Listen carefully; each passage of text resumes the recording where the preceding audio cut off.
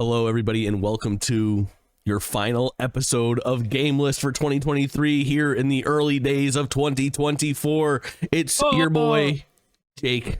I've never introduced myself as your boy. It's your boy, Jake. And it's your other boy, Kaulin. Yeah. Kaulin.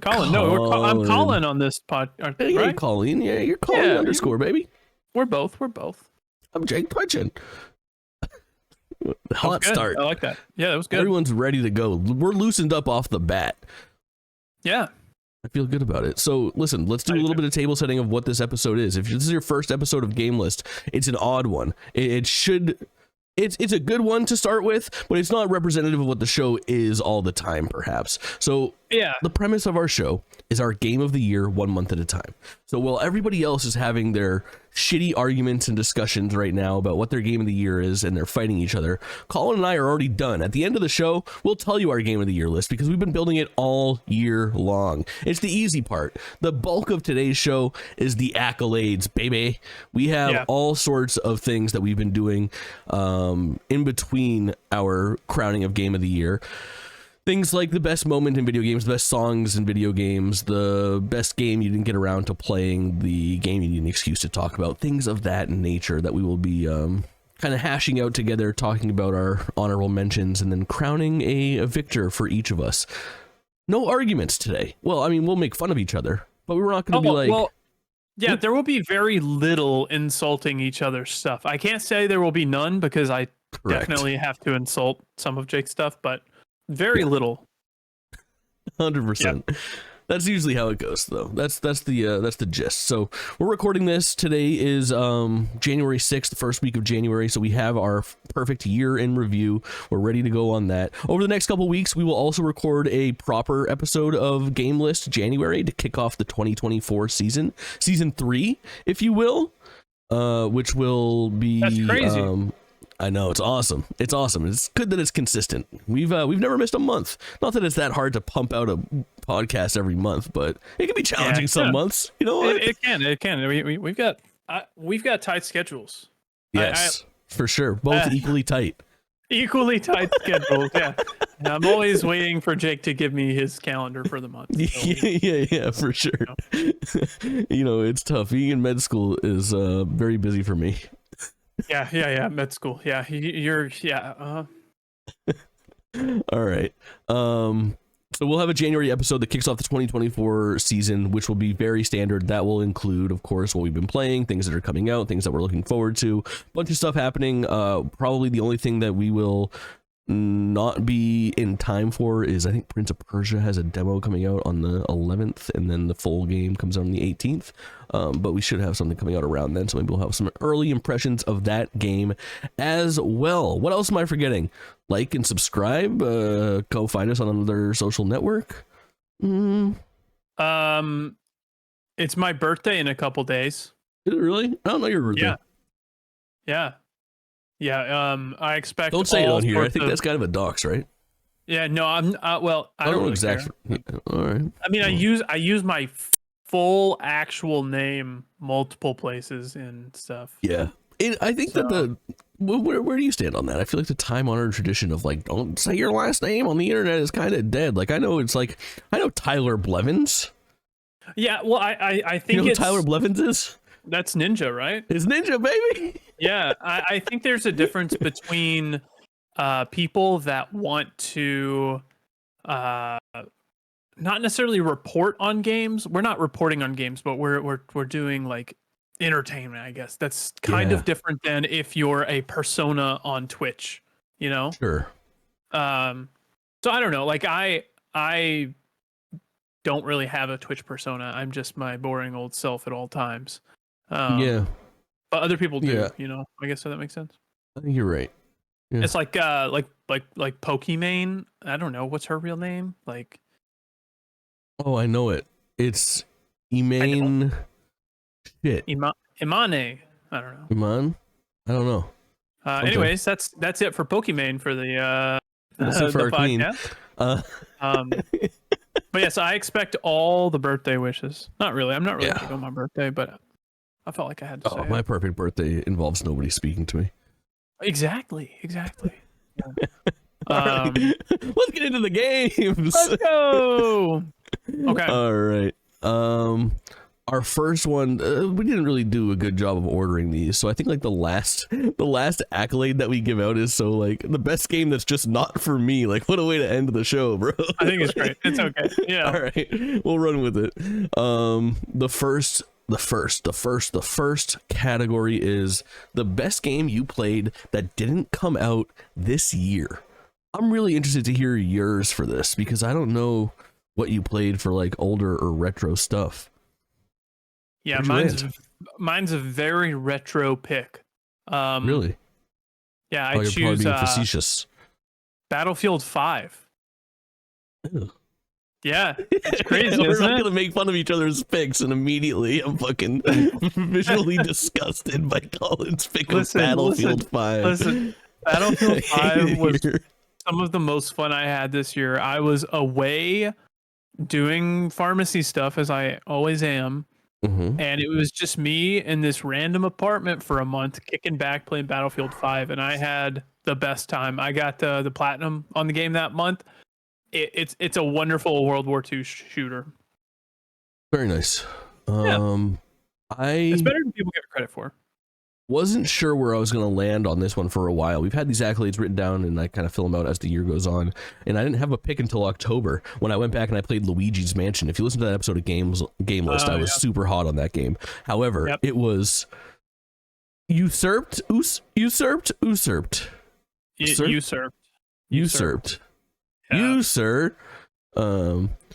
Metal Gear Solid, man. I am full blown over the moon on not only Metal Gear Solid, but I just started, we'll talk about it on again the episode of GameList proper. I just started Metal Gear Solid 2 and I streamed the first like 2 hours of it, and it's a life-changing video game franchise. I think it's my favorite thing in the world. Like it's a really weird franchise to get into just because of like, you know, from like you're probably in a similar boat to me where if you don't have experience with Metal Gear Solid, you still know a ton about Metal Gear Solid because Kojima is so prolific and like, you know, the story of where that franchise sits dormant now with Kojima separated from it by force. So it's a weird thing to get into when you know that there's kind of an unthorough ending but a concrete ending to the franchise. But with such a road ahead of me, I'm so glad that I hopped into it this year, and the games hold up. They're a little janky, but they hold up. So much fun. Really good shit. Let's talk about our best AA game. No, I guess explain AA, right? Like AA can't be an indie game if you ask me. Yeah, it can't be indie. It's got to be. It can't be indie and it can't be a PlayStation budget type thing, pretty much. Like I think like it has to be like, it can't be first party developed and published. It could be first party published but developed by outside things. But I feel like the AA games will typically come from like an EA or a Ubisoft or like a Take-Two or like I don't know. I don't know. I think you're right. I think it's more budget than anything. Yeah, I think it's just budget is like you know things one of when like, you see one.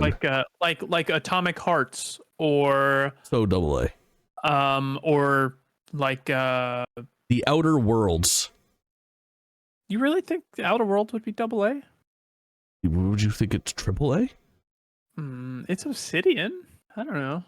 Yeah, I guess it is. I don't know. But that was also when Obsidian was independent, so that would be the game. It just seems like it's bad Fallout. Oh, no. Okay. Anyways, okay. AA is very subjective. Very subjective. Yeah, so. I am proud of my pick though. I'll lead this one off. Okay, do it. Theater Rhythm Final Bar Line, which I think is a great example of a AA game. You know this game? Okay. Yeah, it's the Square Enix produced rhythm game with all the Square Enix music. Yeah, Final Fantasy music game. I think it's a masterful video game. It's not AAA. It's not the biggest budget in the world. It's got a lot of like last generation's graphics put in there, but it's a thorough celebration of the Final Fantasy series, a series that is celebrated a lot, but not comprehensively. And this game does it so comprehensively, even all the way up to the DLC. The DLC packs this year included stuff from like Chrono Trigger and Chrono Cross, the Mana series. They put out their most recent pack, had Final Fantasy 16 stuff to bring it all the way up to like as modern as it gets. It's got 7 Remake, it's got 7 fucking Advent Children, the movie. This game is just such a treat. I loved Final Bar Line. I mean, it makes my game of the year list, but I think it was important to give it like that accolade of like actual favorite AA game. Where'd you land? Yeah, I also it's I want to I want to speak. Please let me speak. I want to talk about please. like the definition of AA. Oh yeah. I just looked it up. It just says a mid-market video game.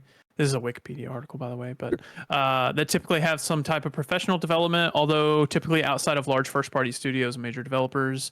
It says their teams, they may be indie or non-indie studios. Teams typically range from 50 to 100 people, and some examples of games would be PUBG or DayZ, and then examples of studios would be Devolver Digital, Obsidian. So you were right. I don't think Devolver Digital has a single AA game. I think they're publishers technically, so they would publish AA/indie games. I don't know. I think like fucking Hotline Miami and shit. Haze Light Studios, so that's like It Takes Two. Game of the Year, It Takes Two. Platinum Games. The Game Awards. Hey man. Jeff Keighley, friend of the show's Game of the Year 2020. You mean to tell me? Well, let's just for example, this also talks about the quadruple A games that people are talking about like Beyond Good and Evil 2, The Initiative working on their Perfect Dark, and then the final example, okay? All games that don't fucking exist. Skull and Bones is their other example. So I played Skull and Bones. I played it. Take that with a grain of salt. Yeah. So my pick for the best AA game, which I think this is the objectively correct answer. Yeah. Fort Solace. Ew. Fort Oops, I gotta stop. I really need to stop saying ew every time you say a game. 2 for 2s with ooze. That's Fort my Solace. bad. Okay, what do you know about Fort Solace? Yeah. I know that's the one that what's his name came out to talk about, and he was wearing shoes with no socks, and those dogs were burning. Sure. Yeah. Okay. I think I'm right. It's Troy Baker comes out. He voices a character. Troy Baker. Yeah, it's Troy Baker and Roger Clark. Roger Clark voices the main character. Troy Baker voices the antagonist of the game. You're exploring a station on Mars. It doesn't really. It's just like a really good AA walking sim type game that's very environmental. Yeah. Lots of environmental storytelling and whatnot. I had a wonderful time with it. I just thought of a great example of a AA game, bro. What is it? Plague Tale.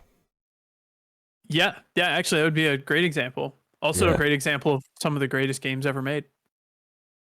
Ew. I hate you. I hate you. Anyways, on to category 3. Yeah. Best feature. I bet we have the same thing written down here. Oh, you think so? You think? You want to do it on 3? on the count of 3, okay? All right. 1, 2, 3. Oh, active time lore. Active time lore at Final Fantasy 16. Yeah, dude, it's so good. Yeah. It's so really good. It's truly, I want it in every game, and I think that maybe I would say that this is something that if there is a very smart employee that's sitting at like Nintendo, Microsoft, or Sony right now, someone that makes video game consoles, the smartest thing that they're going to try to do is implement that as like a built-in feature across like a system's UI, because like PlayStation started flirting with that stuff too. I think kind of no avail. Like I don't think it's really implemented that well with like the game built-in like game guides with the PS5. Yeah, like the cards and stuff. Yeah. I remember they had something going on with that at launch, and I think some of it's actually been done away with already because they have all the main things like that, but it's a developer by developer basis. So like some developers like Remedy takes full advantage of those things. Sure. And then others don't. And then but yeah, I wouldn't be surprised if I see this show up more. Yeah, I think at the very least we'll see it hop into, I think, a bunch of other games. You want to explain real quick what active time lore is? Yeah, so active time lore is pretty much if you're watching a cutscene, and imagine you are dropped down into just any cutscene in Final Fantasy 16, and these people are talking, and they're talking about like Clive and Jill Rosaria are and talking. Yeah. yeah, and they're just talking about like the politics and the leaders and whatnot. So what you can do with active time lore is you can touch the touchpad, and it will pop up almost like it's a context sensitive encyclopedia. And I'm gonna punch you. It's a context sensitive encyclopedia where you can hover over and it will tell you what Rosaria is, or what Ifrit is, or what anything they're talking about is, the relationships between people and the different kingdoms and whatnot.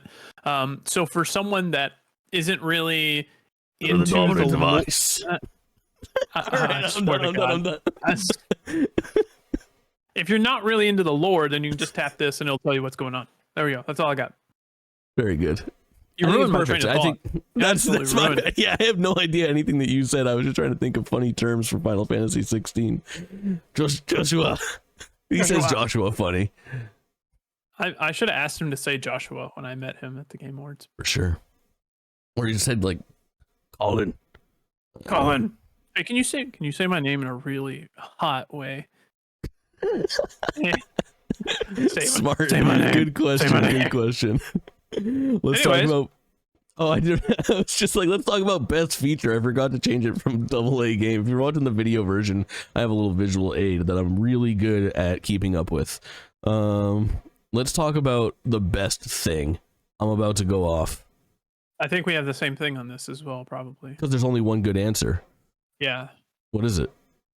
Psych Odyssey. Oh, Double Fine Psych Odyssey, a 30-part absolute trip. The best look at the creative process that's ever existed, I believe. It is the best video game documentary ever made. I believe it's the best documentary ever made. And I was about to say up there with the best documentaries ever made. It's over like a 7 or 8 year period. It has Double Fine, who, if you don't know, Psych Odyssey is basically the story of the development of Psychonauts 2 over time. But if you're familiar with Tim Schafer and Double Fine's history, and Rhombus of Ruin, True, yeah, that's the one everyone remembers. They always say, "I want the documentary on Rhombus of Ruin." True.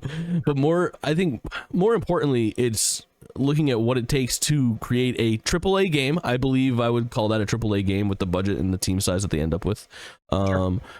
And really interesting to see where the company goes for this landscape, because that game starts off as like an independent development and becomes a first party studio over the course of it. Seeing Double Fine prolific studio get acquired by Microsoft, and to see Phil Spencer and Matt Booty march into that place, halfway through the documentary, and the way that things change and how they're affected is just truly unreal. If you have an interest in how stuff's made, what's the expression? Something about making how you make the I don't know this expression. Someone in the comments is gonna nail it. How the something's made. I don't know. I got nothing. I have no idea. It's a really impressive watch. And God, it's like the truth is stranger than fiction type of thing, where like the drama that unfolds is so much more interesting because it's so real, and it's truly more insane than you could write with some of the things that happen.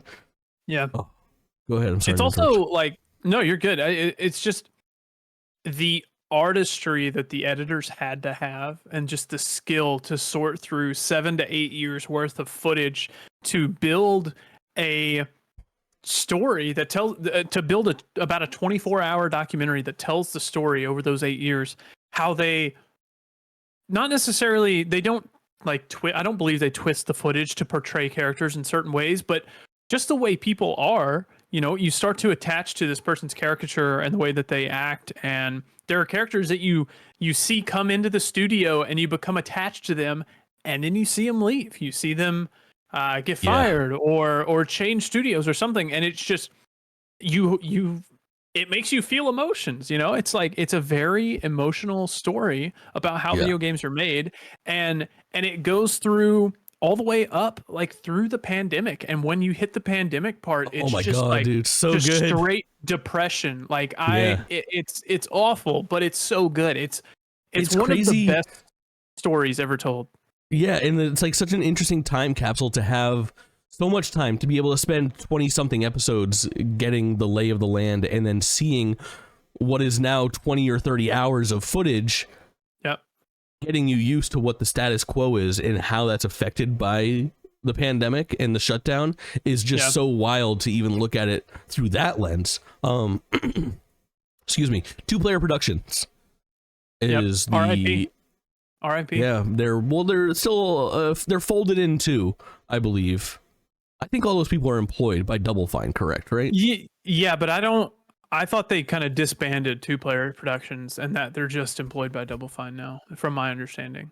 I think they're still 2-Player Productions within Double Fine, but they're basically hired, I'm pretty sure, to persistently make documentaries for whatever Double Fine's. Can we talk real quick about current events?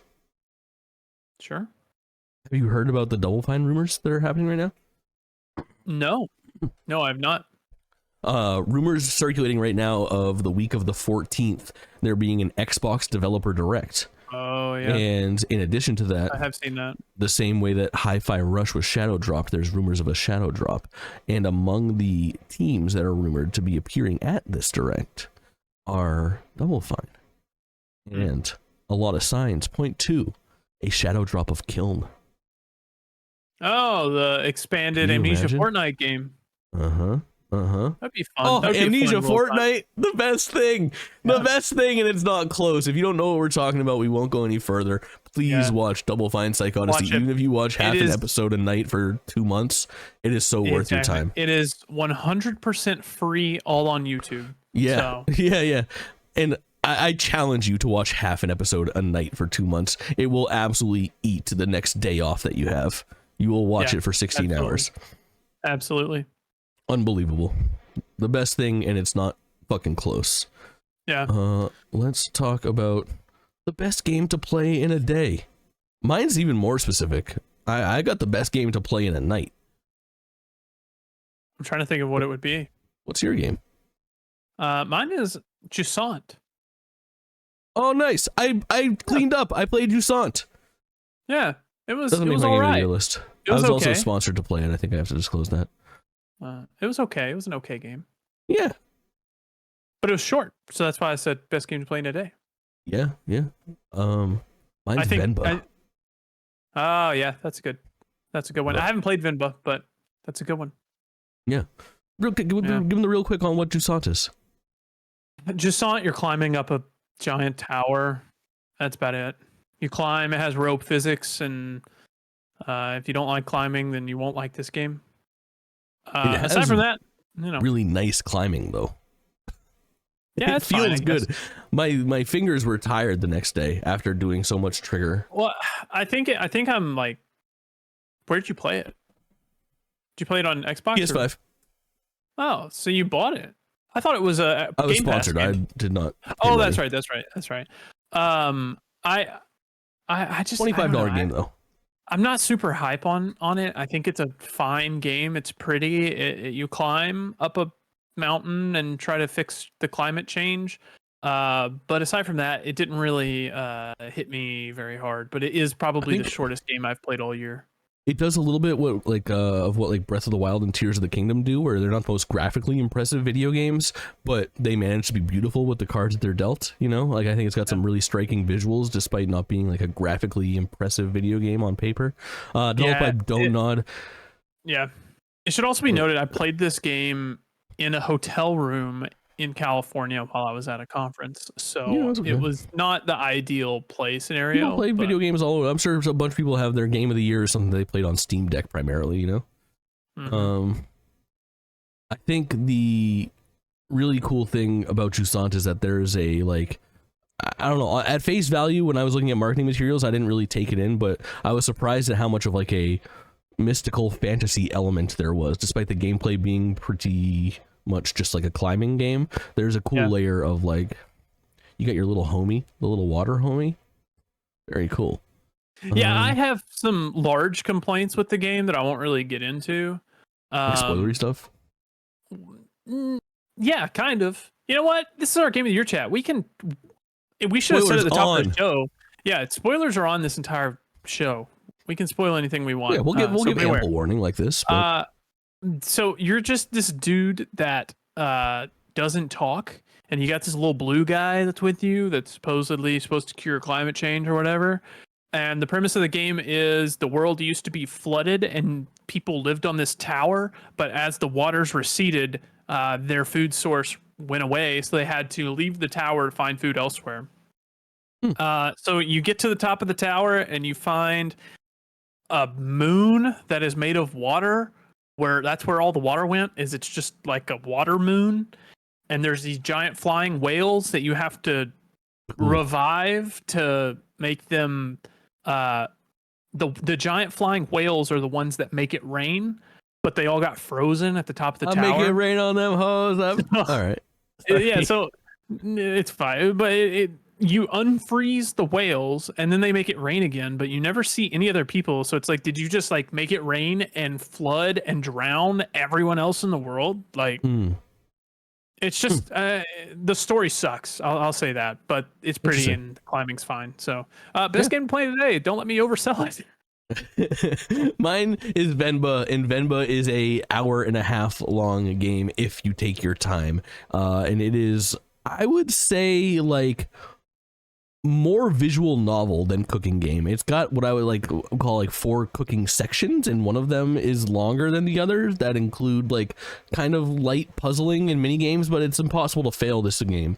And it's truly a heartfelt story about an immigrant family in Canada, an Indian family that moves to Canada, and the hardships that they experience.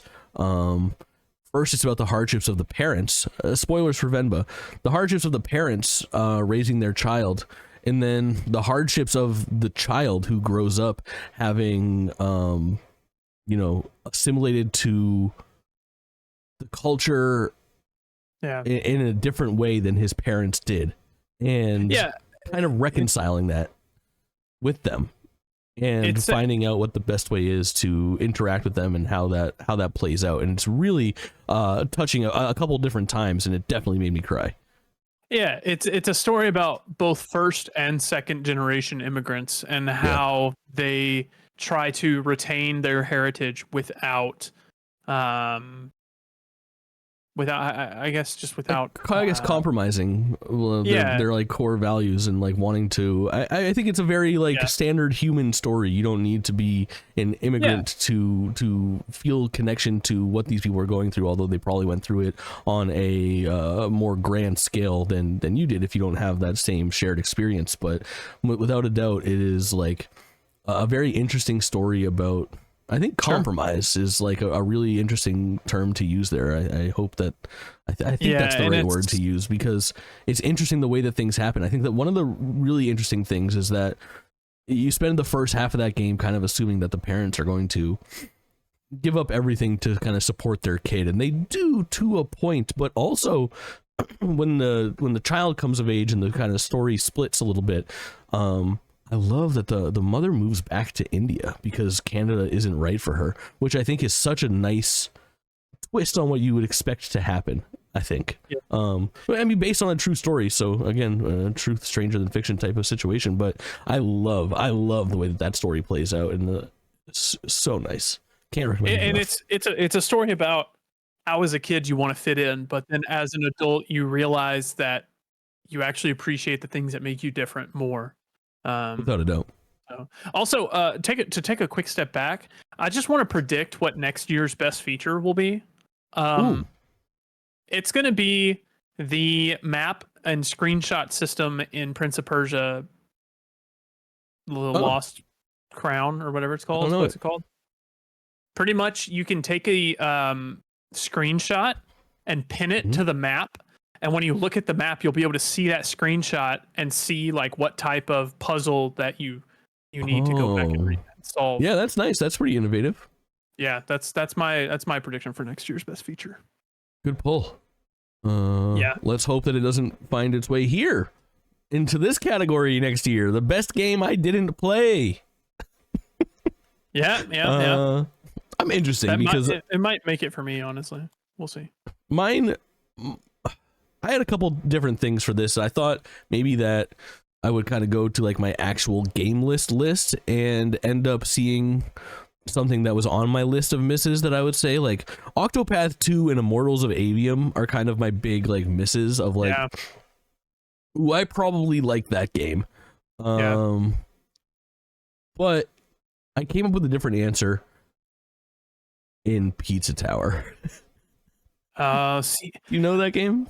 I do. It does not interest me at all. No, I can't imagine it would. But it's like a Wario Land inspired game with an obtuse art style, and it just seemed like it would be right up my alley. I don't have too much else to say about it because it's still on my radar to play, like those other two games. But I think that Pizza Tower is the one that's probably the best out of all of those. I mean, Octopath probably, but whatever. I hate the art style of Pizza Tower. Like I hate it. I hate the character I don't even like design. it. Yeah, but whatever. Mine. I kind of have a dual answer for this. I couldn't decide between the two. Yeah. The System Shock remake. Then that came out. Yeah, it came out on PC. It hasn't come out on console yet. That's why I haven't played it. And then Remnant 2. I haven't gotten around to Remnant 2 yet. I have it. I just haven't gotten around to it yet. So it just hit Game Pass. They put out Remnant 1 and 2. Oh yeah. I think. Yeah. I've got it on PlayStation. I just haven't gotten to it yet. Too many other games to play. Fair.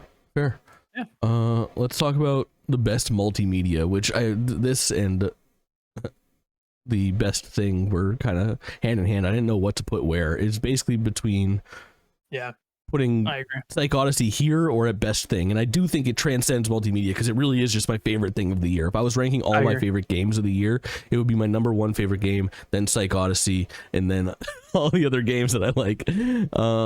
But for my best multimedia, I chose Oppenheimer. Man, it's so good. I did this as is just well. a favorite TV show or piece of music, or I wish I had gone and I should have gone and found the actual movie. I just got it the other day, but yeah, absolutely. Oppenheimer, best movie of the year. Good, dude. Nolan doing like a character study drama. So good. It's so good. A soundtrack. Honestly, one of the best soundtracks in a long time. It's so good. I can't wait to watch it again. What a movie. Ludwig, bro. Unreal. Freaking Cillian Murphy. I feel like I think Oscars, like, it's gonna get nominated for Best Picture. I think it'll get nominated for Best Actor for Cillian. I think it'll get Best Supporting Actor for Emily RDJ, Blunt and Emily Blunt for actress. Emily, dude, that Emily Blunt scene is so repeat. Good. It's unreal. God, it's unreal. What a movie! So if you haven't watched it, honorable mention. My second favorite movie of the year is Killers of the Flower Moon, which is also extremely good. Dude, I haven't watched that yet. I'm so mad. And, again, nominations, no question, for Leo and shit. I don't know her name, but she's absolutely incredible in it. And wow, of course, the legend. This motherfucker pitching absolute fastballs at like 95 years old. Robert De Niro, he's like 80. But he's like 80, but if I can do anything as well as Robert De Niro acts at 80, I'm going to be a fucking savant of something. It's ridiculous. I have a couple other honorable mentions for this, I guess. Yeah, definitely. Throw them out. Spider-Man Across the Spider-Verse. Amazing. Barbie was great. Gen V, the Boys TV show, like spinoff, was really good. And then Guardians of the Galaxy 3 was wonderful. Yeah, Guardians of the Galaxy 2 was better than expected, huh? Oh, yeah, 3. You're right. Yeah, that's one of the only ones that I actually saw in theaters last year. Same, I think. The only MCU movie I saw in theaters last year. What world we're living in. Same, I think. It's crazy, right? Yeah. Talk about the best moment in video games. Things are going to get spoilery here. Okay. Things are going to get very spoilery here. Big warning. Yeah, for me as well. My best moment is Wait, say Zelda. the okay, I was about to say the game first so they can mute it for a minute. Oh yeah. Zelda Tears of the Kingdom spoilers coming up. Big Zelda Tears of the Kingdom spoilers coming up. Went back and forth on which moment in Zelda Tears of the Kingdom I wanted to be on here. The final fight, the entire final 20 minutes of that game is maybe the pound for pound better experience to put here if I was trying to convince the world of the best moment. Just because, what are you shaking your head for? It's okay. It's an okay. Oh my god, it's unfucking believable. The series of events that include the Ganondorf fight in that fucking final showdown after descending the depths to get to him, fighting Ganondorf, and it's a fucking Souls boss with that health bar that extends just like off the right of the screen. I did like that part. I like that so part. So hype. And I doubt you beat him first try. Like, I loved that was like really challenging. Like, you had to learn that fight. Yeah, you had to learn that fight. And then you fight him, and he eats the fucking dragon stone, and then becomes a dragon, and then Which I saw a mile away. Sure. Then you end up going up to the sky with your dragon GF. More on that in a second. And you have that crazy fucking fight in the sky that ends with Zelda finally transforming back into herself, and then the fucking dive with the musical cue, bro. Dun, dun, dun, dun, dun. You're forgetting the music. You forgot the music was so good. Unreal. And then you have to hit A to dive and catch your bay. No, it's extravagantly good. Here's the thing. The original tracks for Tears of the Kingdom are good, but the ones that they reused from past games are fine. They needed more original stuff for that game. I loved this one particularly because it was not only the original track, that theme from Tears of the Kingdom, but it starts putting in, it has that big build-up where it's like dun, dun, dun, dun, dun, dun, dun, and it brings in the original Zelda theme, and at the same time it also interpolates Zelda's fucking dun, dun, dun. Go listen to, like, I forget the name of the track. It's like The Final Dive or something like that. It's 2.5 minutes long. There's a rip of it on YouTube. It is the most incredible fucking musical. Oh my god. Anyway, it's not my moment of the year. Let's talk about my moment of the year. Depending on how you go about it, my moment of the year is finding the Master Sword in Tears of the Kingdom. And I had a different experience than some people did. Some people have an experience where they go to the Korok Forest and they kind of figure out where the Master Sword is by getting a moving beacon. I didn't have that. I stumbled upon the extra dragon in this game and landed on the dragon. And when landing on the dragon, I noticed sitting in front of the fucking... Kaulin. What are you sending me? Did you watch it? No, I didn't watch it. I'm monologuing about my favorite moment of the year. Oh, okay, sorry.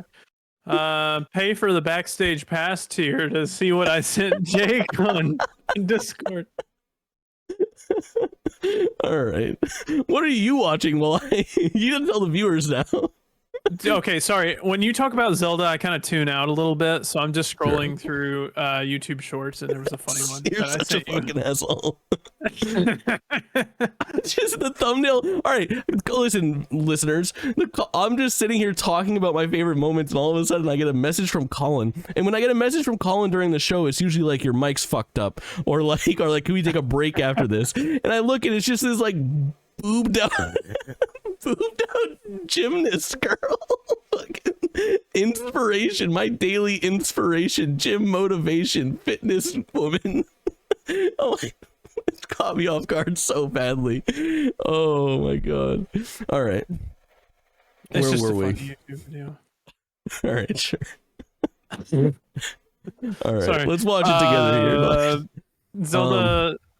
Yeah, so I found the sword by chance. I was swinging by. I had just found my final titular tier of the kingdom that revealed a tease of eating the dragon stone. And on my way to the final tier, the final memory to find out what happens to Zelda, I stumbled upon the Zelda dragon with the fucking Master Sword hanging out of her head. And I put it all together in that moment right before it was fucking revealed to me. And it was the most magical thing that's ever happened in a video game. And I'm so glad that I streamed my entire playthrough of that game, like 50 hours, because it's captured and immortalized forever on YouTube. YouTube.com/@JakeTwitch or AmazingStreamer.com. You obviously didn't play Alan Wake 2 because the most magical thing that's ever happened in a video game for me. I was wondering if I could like learn the dance and do like the do the dance while I'm talking about it. It's not a hard dance. You're pretty close. Yeah. Chapter We Sing. It's one of the earlier chapters in Alan Wake 2, and you play as Alan Wake, and you're in the dark place, which is like a conceptual. It's a warping, like a conceptual place, pretty much. So it changes based on whatever, and you're starting to walk through this like showroom area, and like a music video just breaks out, and you're going through playing along to this music video, and they're directing you through the level. It should be noted, like the music video, there are live action people dancing and singing and playing instruments and like being displayed on giant screens and pointing to tell you where to go, and there's stage directions on the ground, and it says wait here for the guitar solo, and you sit and you wait, and it preps you for the fight, and you go and you get your flare gun during this fight. It's by far the best. Did you die during it? I did. I died multiple times. Yeah, and you know what? Your experience? Absolutely not. I got to listen to the song more. There are puzzles. There's like the kind of, like the kind of puzzle where you kind of walk in a circle and then it changes whenever you walk again or whatever, and it loops you whatnot. There are those types of puzzles there and whatnot. It's just one of the most magical experiences I've ever had in a video game. It has stuck with me, and I got to witness. It sounds like I don't know. I got to see them perform this in person. I got to watch Poets of the Fall, aka Old Gods of Asgard, and Ilka Vili and Matthew Porretta and Sam Lake all perform this at the Game Awards. It is truly like something that has never happened. Like Remedy does this thing in video games where they use multimedia and they mix things in with each other. They use literature, and they use live action, they use animation, it's just everything. They take every type of media that has ever been created and they mesh it in such an artistic way. I love it. I love every second of it, and it's a moment that will be hard to ever beat, honestly.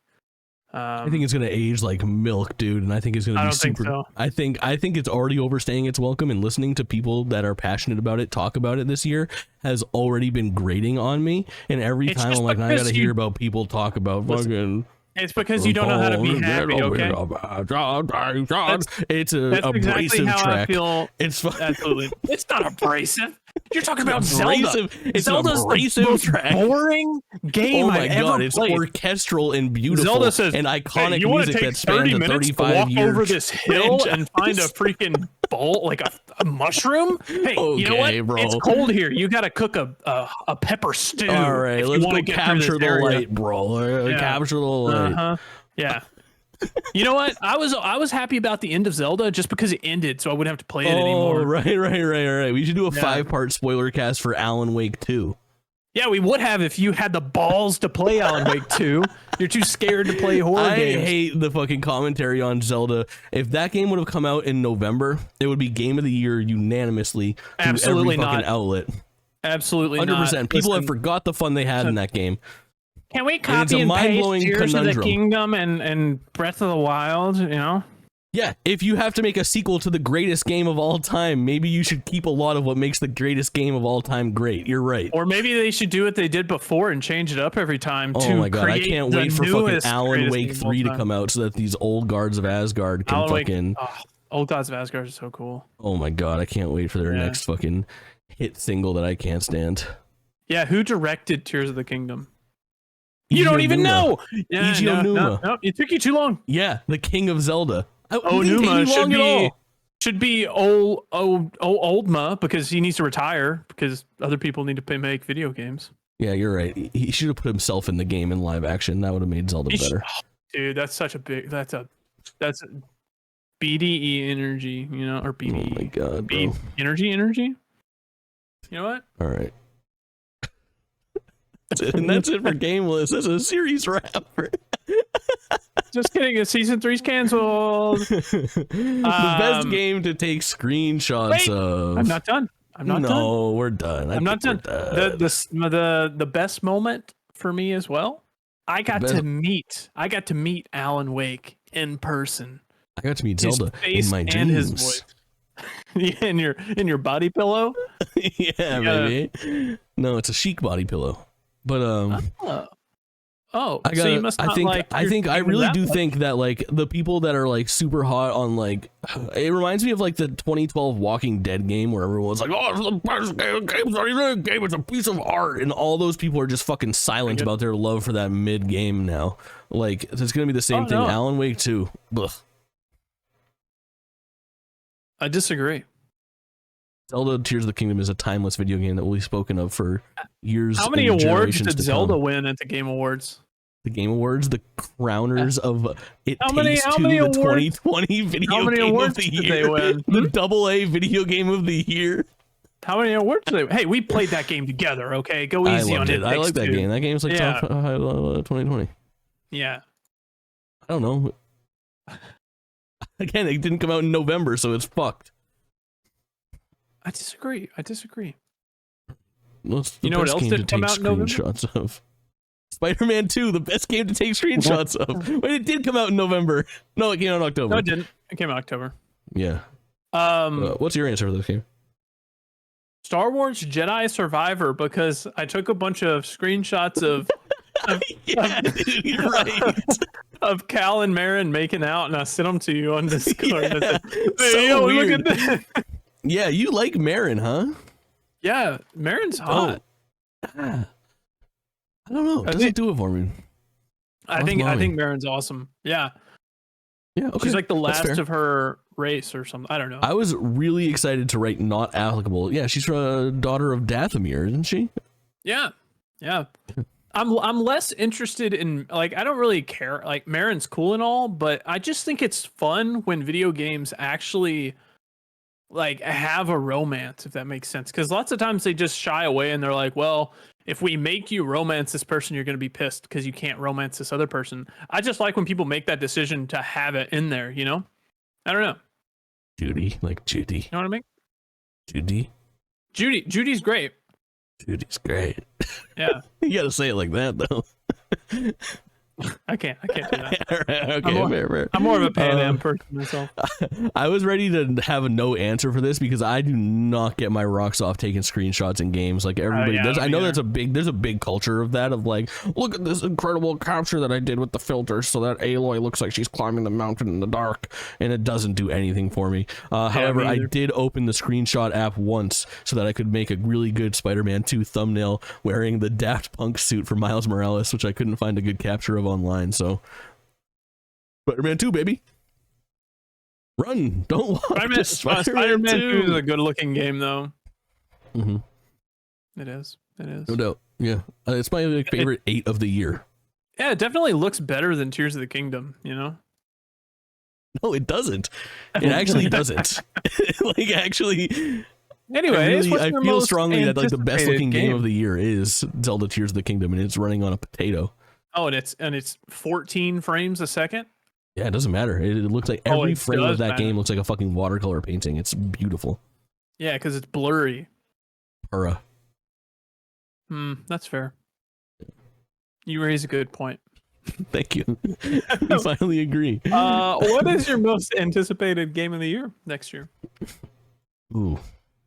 I was gonna say you should answer for me because you can definitely put it together, but I don't. Then it would turn into me trying to answer for you, and I don't think that I could. But it might be the same. No, let's do that. Yeah, I don't know anything that's coming out. Okay. Your most anticipated game is Final Fantasy VII Rebirth. Realistically, yes. It's also Kingdom Hearts 4, but Rebirth is concrete for this year. I do think that there's a chance that probably not, but I think Kingdom Hearts 4 gets re-revealed this year with like a concrete date of maybe like the same like February through April of 2025 as its release date. Potentially even holiday season this year, but I'm not sure where it's at. But yeah, realistically, it's 7 Rebirth, and it's not fucking close. Unbelievable. So what do you think mine is? I think Rebirth is up there, and it could be Rebirth. It is not Rebirth. I'll give you that. Then it's probably Marathon. Oh, no, not Marathon. Marathon got pushed to 2025 as well, I believe. It's The Last of Us Part 2 remastered. That's close. No, not really. I'll be getting that. Oh, shit. I don't know. It's Dragon's Dogma 2. Oh, weird. Yeah. I'm very excited. Yeah, you're gonna like that game. Yeah, absolutely. I can't wait for that game. And then a very, very close runner-up, Star Wars Outlaws. Mm-hmm.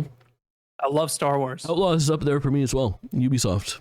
Open world in a Star Wars game, I think is going to translate really well. I just hope that... I don't know, I fell into the pitfall of like...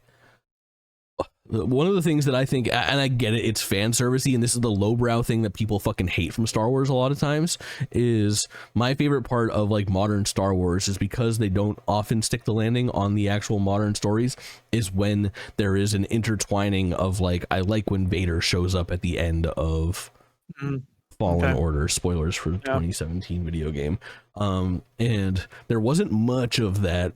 18 maybe? Yeah, you're right. 2019. Sure. There wasn't much of that in Jedi Survivor, and I got myself hyped up on that. I hope that Star Wars Outlaws has something to...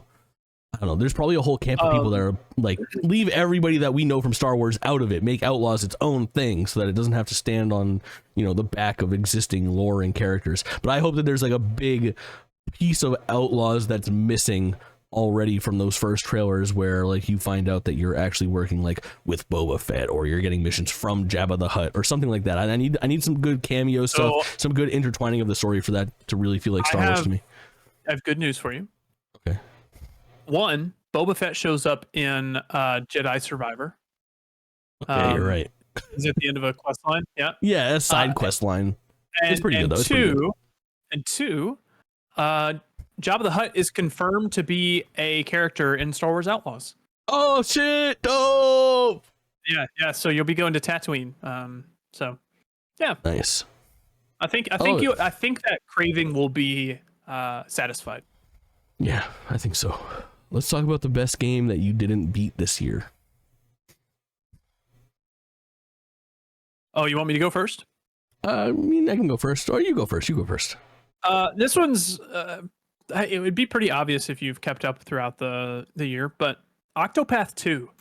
I never got around to beating it. I know it's such a wonderful game. I had such a good time with what I played.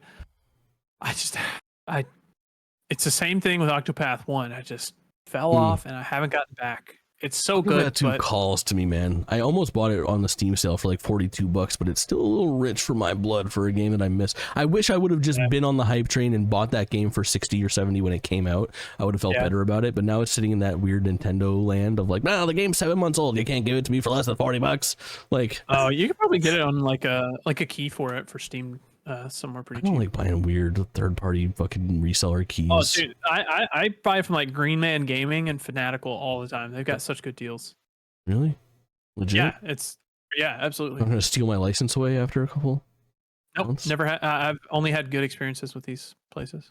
Mine is a very regretful pick because I did it again, man. I let Metroid Prime come out. I started Metroid Prime again and didn't beat it again. The same curse 20 years later that I fucking fell into the first time, man. I beat that. I beat that for I know, the very good for first you. time. You're a better Nintendo boy than I am. You think Zelda Tears of the Kingdom's game of the year. Yeah, absolutely. Tears of the Kingdom. I love that game around here. Yep, but I really should have done it, and I still have it in the back of my head of like I should complete that, but it's also a game that if you don't just mash through it and you try to come back to it, you're boned. It doesn't have quality of life features to like keep you there. You need to really know that map and learn where you're supposed to go. And I was screwed from the start. I had to look stuff up because I didn't know how to get to the final boss fight because it's so like obscure, obtuse. Yeah, absolutely. Yeah. All right, I'll give you mine first for best platinum. Not applicable. I did not platinum any video games this year. I did technically go back and get my second platinum in the form of Astrobot Rescue Mission, or is it, I get them mixed up. I can't, which one's Astro's Playroom and which one's Astrobot Rescue Mission? Rescue Mission is the VR one. Playroom is the PS5 pack-in. Playroom is the one that I platinumed this year. Yeah, so kind of that game. But that's not a game that came out this year. So what's the best platinum? How many did you get? I think I got, I have the stats somewhere. I think like I got 20? Somewhere around 20 platinums this year. Crazy. I had what's your pick? Spider-Man 2. It's the most like inoffensive platinum. It doesn't waste your time. It makes sure that you're having fun every single second of the game. It's the game that smart. I thought mostly. So historically, my first platinum ever, and the only game that I've ever really like platinumed that's like full in length is Ratchet and Clank, the previous Insomniac game, Ratchet and Clank Rift Apart. And I thought maybe again, after hearing what Kaulin is saying, what others said about the platinum for Spider-Man 2, I was like, maybe this is the one for me. But Spider-Man 2 is just such a fucking open world, by the books, go do everything on the map type beat thing that I was like, oh, I'll do it. I like Insomniac platinums. They seem to be reasonable. And by the time I was done, like my first set of fucking quests, I did all the Sandman stuff. I was like, I never want to fight a sand enemy again.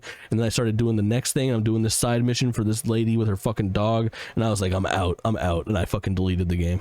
And I have no regrets. See, I feel like you missed out on a lot of the really good side quests. I was so sick of it.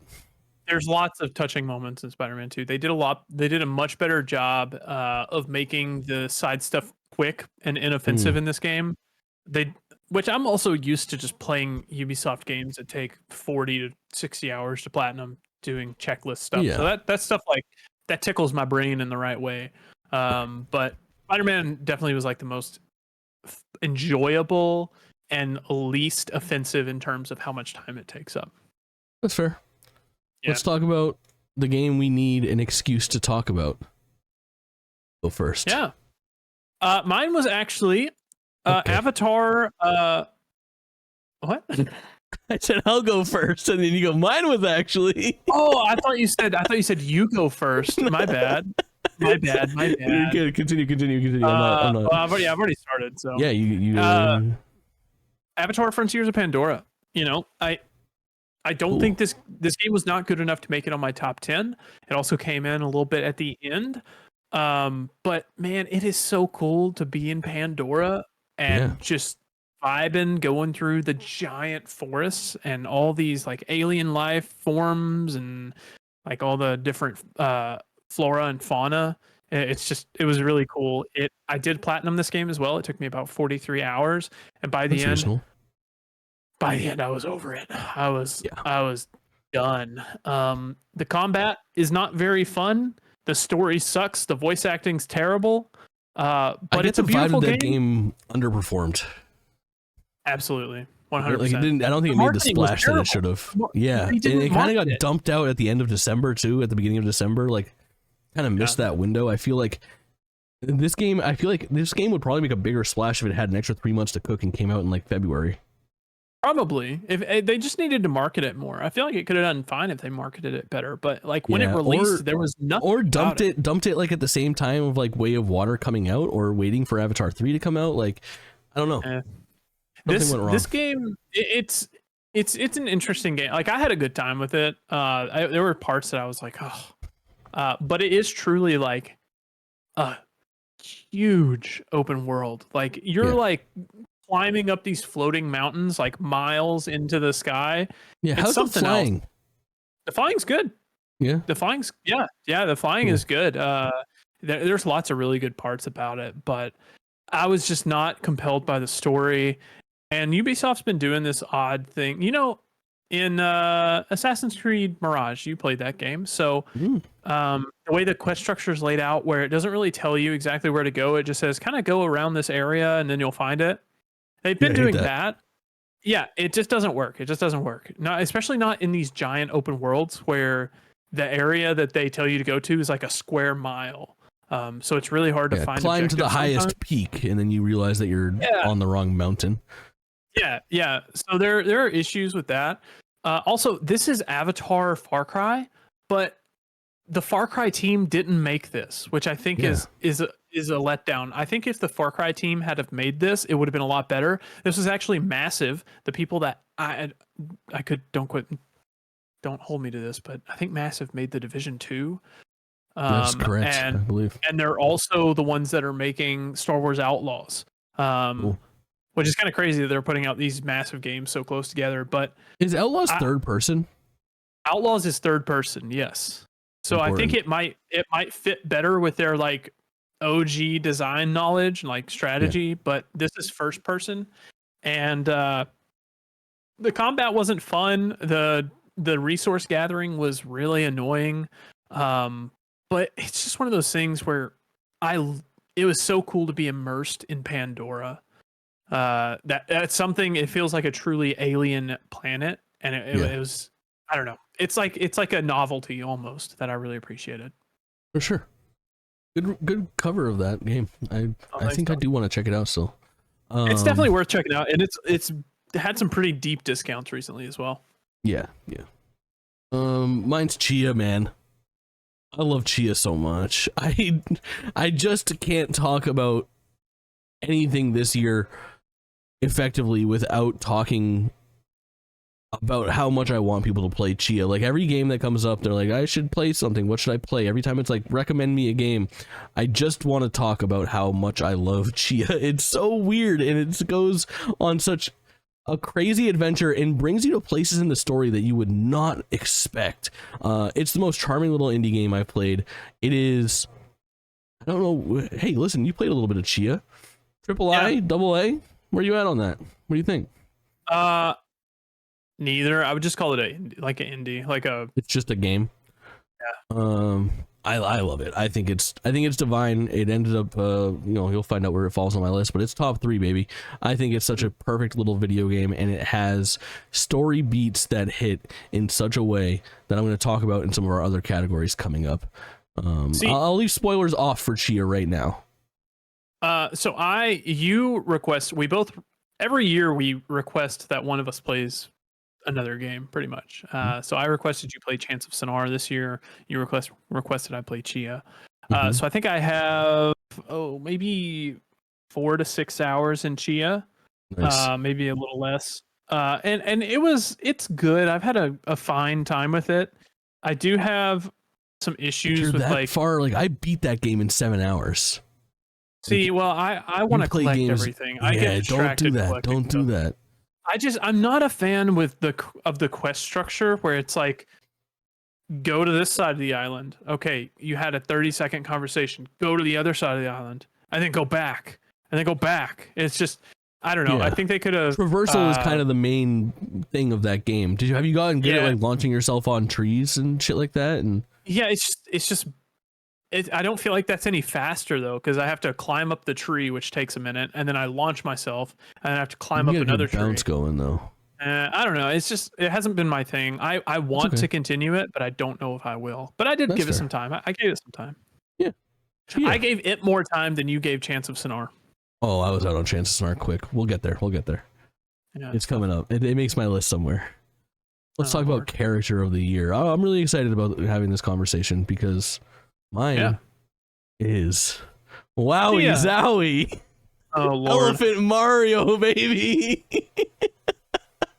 So cursed. I know. Listen, it's a bit of a meme pick, and I think it's funny to have Mario be my favorite character of the year. But I think Elephant Mario is a stroke of genius, and it's the first power-up in a long time that is fully original from a Mario game that Miyamoto was not very hands-on with. And in fact, Miyamoto is on record being a little bit opposed to Elephant Mario. And I think the team that ended up bringing us Elephant Mario, they knocked it out of the fucking park. Trust them with the franchise, baby. I think it's great. And I mean, honorable mention to Elephant Daisy and Peach and Luigi and Toad and all of those different elephant renditions. It's just a cool Mario power-up. It reminds me of the childlike joy I experienced getting the frog suit for the first time. Just like, how stupid of a power-up can we find? A Tanuki suit and things like that. And Elephant Mario does it for me. I got an honorable mention. Well, you go on who yours is. I don't want to steal your thunder. Maybe Oh, yours is gonna be like fucking Peter Parker or something, dude. I'm gonna blow my brains out. I mean, I like Peter Parker, but no, mine's Somi or Songbird from Phantom Liberty, Cyberpunk 2077 Phantom Liberty. Good, cool. Yeah. She's like the main new character in the DLC, aside from Idris Elba's character. She's wonderful. It's such a, she's the main driver. No, but she's the main driver. You do driver. sex with Idris Elba? No. Okay. No, she's the main driver behind like the DLC. Can you do sex with? I'm just kidding. And I just got an email. I just heard, I have like PTSD from my school email, like ding, and I just heard it, and it kind of made me like freak out for a second. But yeah, of course. When did I fuck up? No, it wasn't you. It was on my side. She's the main driver of the DLC, and you learn things about her through the DLC that I don't know if I should spoil. Should I spoil it? Are you ever gonna play it? So here's the thing. Yeah, I probably will play it. I would spoil it if you feel like it's necessary to convey why she's character of the year, but I don't think that this is exactly a category I'll do it. that requires a spoiler. Spoiling it. You start the DLC, and Somi just appears. She can almost like project herself. She's like a super hacker or whatever. And she hacks herself into your brain, and she can not spoil the ending of Cyberpunk though, regular vanilla. Yeah, I won't spoil the regular Cyberpunk ending. I might spoil the Phantom Liberty ending, but maybe not. But she can interact with the relic that is damaged in your head. So she has the ability to turn off Johnny Silverhand. So she can turn off Johnny Silverhand, and at the start that's what convinces you to be like, oh, okay, well, if maybe she can save me, because this takes place during the chunk of Cyberpunk. It's not after Cyberpunk. Right. So it's in between. It's in Act 2 or 3. Yeah. So she's calling you, and she's like, "Hey, I need your help. I'm on Space Force One," which I think is a really funny name, but it's pretty much she's like the right hand man or the right hand lady of the president, and their ship's going down. It's going down right in Dogtown, which is this area in Night City. So your job is to rescue her and the president, and it comes out and whatnot. Bad enough dude to rescue the president? Pretty much. That's from a game called Bad Dudes. But anyways, you meet her, and she looks different than she looked in her projection. She is completely chromed out, like absolutely, like almost Atom Smasher level borged out. Is that a good Cyberpunk Ooh, like term? A fuckable cut of meat, are you? Borged out. But as you progress through the story, you realize she has something wrong with her as well that you're trying to solve, and you have to choose help her or help someone else. And it's very conflicting decisions that I think make the story very interesting. And she's just really cool. You need to play Phantom Liberty. You will love Songbird. Oh yeah, I'm going to. And I think I'm actually happy with how I handled Cyberpunk, because I dumped about 30 hours into it. I got to the start of Act 3, and I think with Phantom Liberty existing now, instead of just going there and having a few hours left to kind of romp through the ending of that game, I can go spend some time, do some side quests in the base game, throw the money down to get Phantom Liberty, play through the Phantom Liberty expansion, and then start looking at rolling credits on the full game. Yeah. And I'll probably be able to squeeze another 30 or 40 hours out of my Cyberpunk experience. So I'll probably hit that this summer, is my guess. Yeah. And moving on into the DLC of the year. Yeah. Phantom Liberty is my DLC of the year. Makes sense. And the reason being it expands the base game. They did the 2.0 update right before the DLC, which I kind of see as the same, pretty much. It's I have some time with this category. Okay. Yeah. Because in the same way, let me just kind of reveal mine, and let's just kind of hash out this category a little bit. Like Xenoblade Chronicles 3 Future Redeemed for me would be arguably my DLC of the year, but it's almost like not even DLC. Like it's its own, like that's on my game of the year list, and Phantom Liberty's on your game of the year list. Yeah. And I know, like, because we had that separate category of like download of the year, like it's almost like we need a way to redefine what this is. Like this is like maybe expansion of the year is the way to do this next year. I do have a like a alternative for this category as well. Same. But the reason Phantom Liberty is my DLC of the year is it recontextualizes how you level up in the game, the whole leveling system and everything, and then it also adds new endings to the game, to the base game. Cool. And the new ending to the base game is possibly the most heartbreaking ending you could ever have. But yeah, Phantom Liberty is my DLC of the year. What is your DLC of the year? And then we'll get into our Xenoblade Chronicles Future Redeemed, probably. Yeah, okay. Which is again, it's a top 5 game for me, but it is very much just like a standalone experience. Yeah, it's fucking insane how fan servicey it is without being just like a nostalgia pull. It does everything really tastefully, I think, as well. And it's just like, it's like a 30-40 hour experience that stands on its own as its own thing. You need to have played Xenoblade Chronicles 3. You need to at least understand Xenoblade Chronicles 1 and 2. It is near perfection, but again, I think that we fix this up next year by doing like an expansion category and like a traditional DLC category. What was your more traditional pick?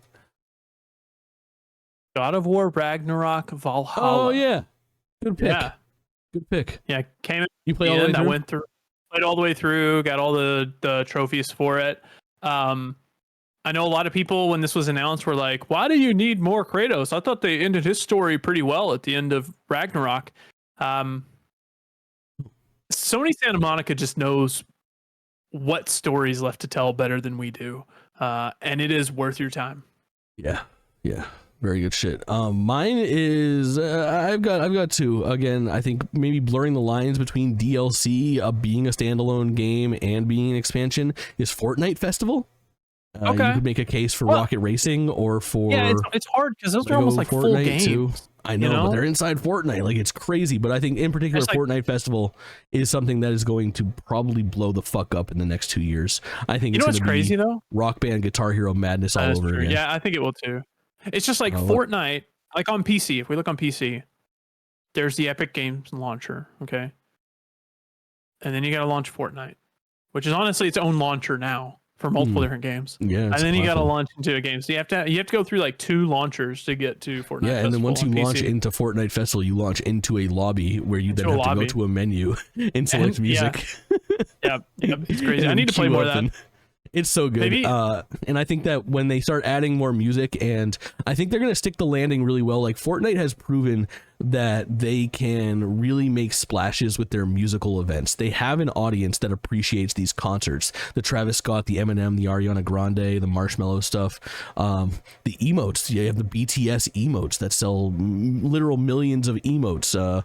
All kinds of different stuff where people are clearly willing to pay with their wallet if they appreciate that music because there is a use case for it in the video game. And giving an even better way to play and use that music, and then starting off with the Weeknd collab, I can picture some really, really incredible. I mean, think about, dude, if in like 2026 there's a Taylor Swift event in Fortnite Festival, dude, I will delete it. I will delete it. I will buy it and become a gigantic Taylor Swift fan. I hate Taylor Swift so much. Oh, I can't imagine. I was a Kanye fan and I still like Taylor Swift. It's okay. It's just really good shit. And then my actual favorite DLC of the year, traditional DLC, is the Mario Kart 8 Booster Pass. Wait, you just gave me 3 things. Yeah, that's okay. I'm allowed to do whatever I want. Oh, well, I want to give you another one then. Sure, yeah. By all means. But let me first rant about the Mario Kart 8 Booster Pass. I adore that this 10-year-old game got such substantial DLC over the past year and a half. It culminated and it really felt like the end of an era. They doubled the amount of tracks in that game. They also gave us a better deal than we even expected. Not only was it a $25 pass for the 6 expansions, but they promised us tracks and they started dishing out characters towards the end. The last 3 packs each had different characters. They I think an additional 8 characters all said and done. in addition to it, and really breathe new life. Like, I played Mario Kart 8 more in 2023 than I did in 2020 through 2022 combined. You know, every time that they put out a new one, there was an excuse to hop back in with friends or on stream and play some more Mario Kart. And I think that, especially for Nintendo with their evergreen games, I hope that this was a successful experiment for them, because they could very well do this with Smash Brothers Ultimate. You know, they said that it was over, but they could do a Wave 3 all of a sudden and breathe new life into that game. Will they do it with Smash Brothers? Probably not. But I could see them thinking a little bit more about the way that they release their games in the future, with the idea of DLC with a 10-year plan. I don't know. I think it's interesting, and I think that we will look back fondly on the Mario Kart 8 Booster Pass being a sign of things to come in the future of Nintendo. Yeah. You had another one? No, I don't actually have another one. You know, I'm pretty averse to DLC for the most part. I don't really play much DLC. I did start Horizon Forbidden West Burning Shores that I have not finished. But I'm surprised you haven't finished that. Big fan. Well, it was another problem of I was away when it came out, and I was playing on this tiny TV, and I want to play Horizon on my big OLED behind me, and I've just never gotten around to it. So yeah, that makes sense. Yeah. Let's talk about something you forgot about. Very broad category. Yeah, it's very broad. Do you want to go first, since I stole your thunder last time? Or? I've got a pair. Right. I've got a pair. Okay. The first one is Crash Team Rumble. I was so amped on this game. I ended up playing the beta more than I played the real game. This is like the third-person platforming MOBA that should have been free to play from the start, but isn't, and will probably be dead within a year. I wish it was better. They actually almost got me back. I saw an ad. Their season 3 added Spyro into it, which is such a good idea. I did see that. But just like too little, too late. It's good. It's ample. It does what it needs to do. But I don't know. I just think that there's something about it. Like, I can't get any of my friends to play this game. I can't find anyone that's shelling out. Same problem I have with Sonic Superstars. I can't find 3 other people that are willing to pay $60 to play this game with me online. Like, Sonic Superstars not even online, but I was about to say, Crash Team Rumble was a little bit dead on arrival. And then I've got another one. But let's go back and forth. Mine is Season A Letter to the Future. Oh yeah, game? Great fucking pull. Yeah, that was one of my favorite games at the start of the year, and then as time went on, other games just surpassed it, and it slipped off my list at some point, and I just forgot about it. It was a good game. It was really chill, really vibey. And I just forgot. You know, it's mine's Diablo 4. But it's almost like a game that I didn't forget about. I just kind of wanted to insult Diablo 4 somewhere. That's fair. Like, I don't know. It's fine. It just came and went so much faster. And Blizzard games traditionally are something that I'm so happy to have installed on my hard drive and go back to every once in a while. And I just played that game for a couple weeks, and since then have just fallen off and had zero interest in jumping back in. Same, honestly, Yeah, I'm still pissed at that game because I bought the edition where you get like 3 days early access, and then you get the free season pass, like first season pass. And there was a bug where when I would go to start a new character for the season, like for the season pass, it would just crash my game, like hard crash it to the dashboard. So I never got to play the season because of a bug that I paid for. It was so annoying. That sucks. Yeah, horrible. You should write an angry letter. You know. Is what it is. Talk about the best boss fight. Do we have the same answer for this one? Probably. We want to go on 3? Yeah. 3, 2, 1. Titan from Final Fantasy 16. Yeah, dude, because it's fucking nuts, man. It's truly a modern goddamn marvel. This boss fight is insane. Shout out to Boss Fights database on YouTube that I'm stealing this footage from. For the video version, of course. The scale of this fight is insane. The music of this fight is insane. Honorable mention to the Odin fight. No, not Odin. Bahamut fight. Yeah.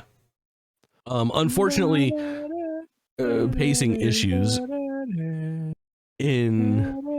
Yeah, nice. The fucking soundtrack to that game is ridiculous, but more on best song soon. But Titan Lost, the song that has like the crazy like throat singing country style rap in it, like oh wait, really? I don't even remember that. That's just Dracula. Hold on. It's really good. Titan Lost is we'll get to our best song and it's in there for sure, but We will cross that bridge as it comes. I just gotta say, the Titan fight, the way that fight escalates. Is it the third Titan that we fight? You mean second. the third icon? Icon, sorry, summon or whatever. It's the second, I think. Well, technically third. The first one is Garuda. The first one, well, technically the first one. Oh no, is, it's Phoenix. Yeah, it's the Phoenix. And Ifrit, you're right. And then it's Garuda, and then it's this. I believe it's this. And then it's Titan. Yeah. And it just the way that this fight escalates, and you get a little bit of it in the other two fights, but this is the first one that has just like, it's like a 4-phase fight, I think, if you're really going to narrow it down. But the way that each one escalates to the point of, it's the first time I think we have the transformation from Ifrit as well to become like Ifrit Lost or whatever. I'll be honest, it was a tight race between this one and Bahamut, because you literally fight Bahamut in space. Like Bahamut escalates crazy. Like it's something else. They're both amazing boss fights that make me want to revisit Final Fantasy 16. Go find the YouTube cut of, like, even if you're not gonna play Final Fantasy 16, go watch this boss fight. It's a literal 35-minute boss fight, and it is the most cinematic boss fight in history. There's all sorts of QTEs and actual combat, and it is just absolutely insane. Yeah. I'm watching the video right now, and I hate all the little animations that they have on the side of the screens during the QTEs. They're so distracting. I wish they would get rid of those. One of my Japanese animes. I just don't. You don't even watch anime. I don't care. Okay. Well, anyways, it's a great fight. It's a great fight. Still and cool. It makes me want to revisit Final Fantasy 16. Yeah. Also, runner-up for this was also just the Venom fight in Spider-Man 2. I thought that was really fun. Pretty good. Yeah. I think it suffers a little bit from success. It's more fun to spoilers for Spider-Man 2. 15 seconds. It's more fun to play as Venom right after than it is to fight Venom. Just wait for that upcoming game. No, I don't know. Let's move on to our least favorite thing. Yeah, what do you got? My Japanese animes. I fucking hate Fire Emblem Engage. The story, particularly of Fire Emblem Engage. Yeah, and I was so hot on the previous Fire Emblem game that I was so excited for. Three Houses was so good. That game fucks, man. It's so good. And it's just like so much of a better story. Like Fire Emblem Three Houses is about like political drama and like the landscape of a world with like kingdoms that are feuding. And Fire Emblem Engage is about how hard it is to be a dragon girl. Like, is that really, like, I know nothing about the story of how pretty much it's just extremely anime pilled. It's got some of the worst fucking whiny children characters right off the bat that are integral to the story. Your dragon mom dies at the start. The game fucking sucks. It made it unplayable, and there's a whole camp of people that are staunchly disagreeing with me right now. They're like, Engage is the best Fire Emblem in years. It's the same losers that like Fire Emblem Fates. I'm just kidding. All right, but listen, it's just not for me, man. I don't know. That's the Fire Emblem I don't like. I don't know if anybody thinks Fire Emblem Engage is the best Fire Emblem. Like, I think there's some people that do. Oh, that's tough. The only reason I didn't play it, well, not the only reason, but the main reason I didn't play it is because your character looks like a Pepsi, like mascot. Pepsi-chan.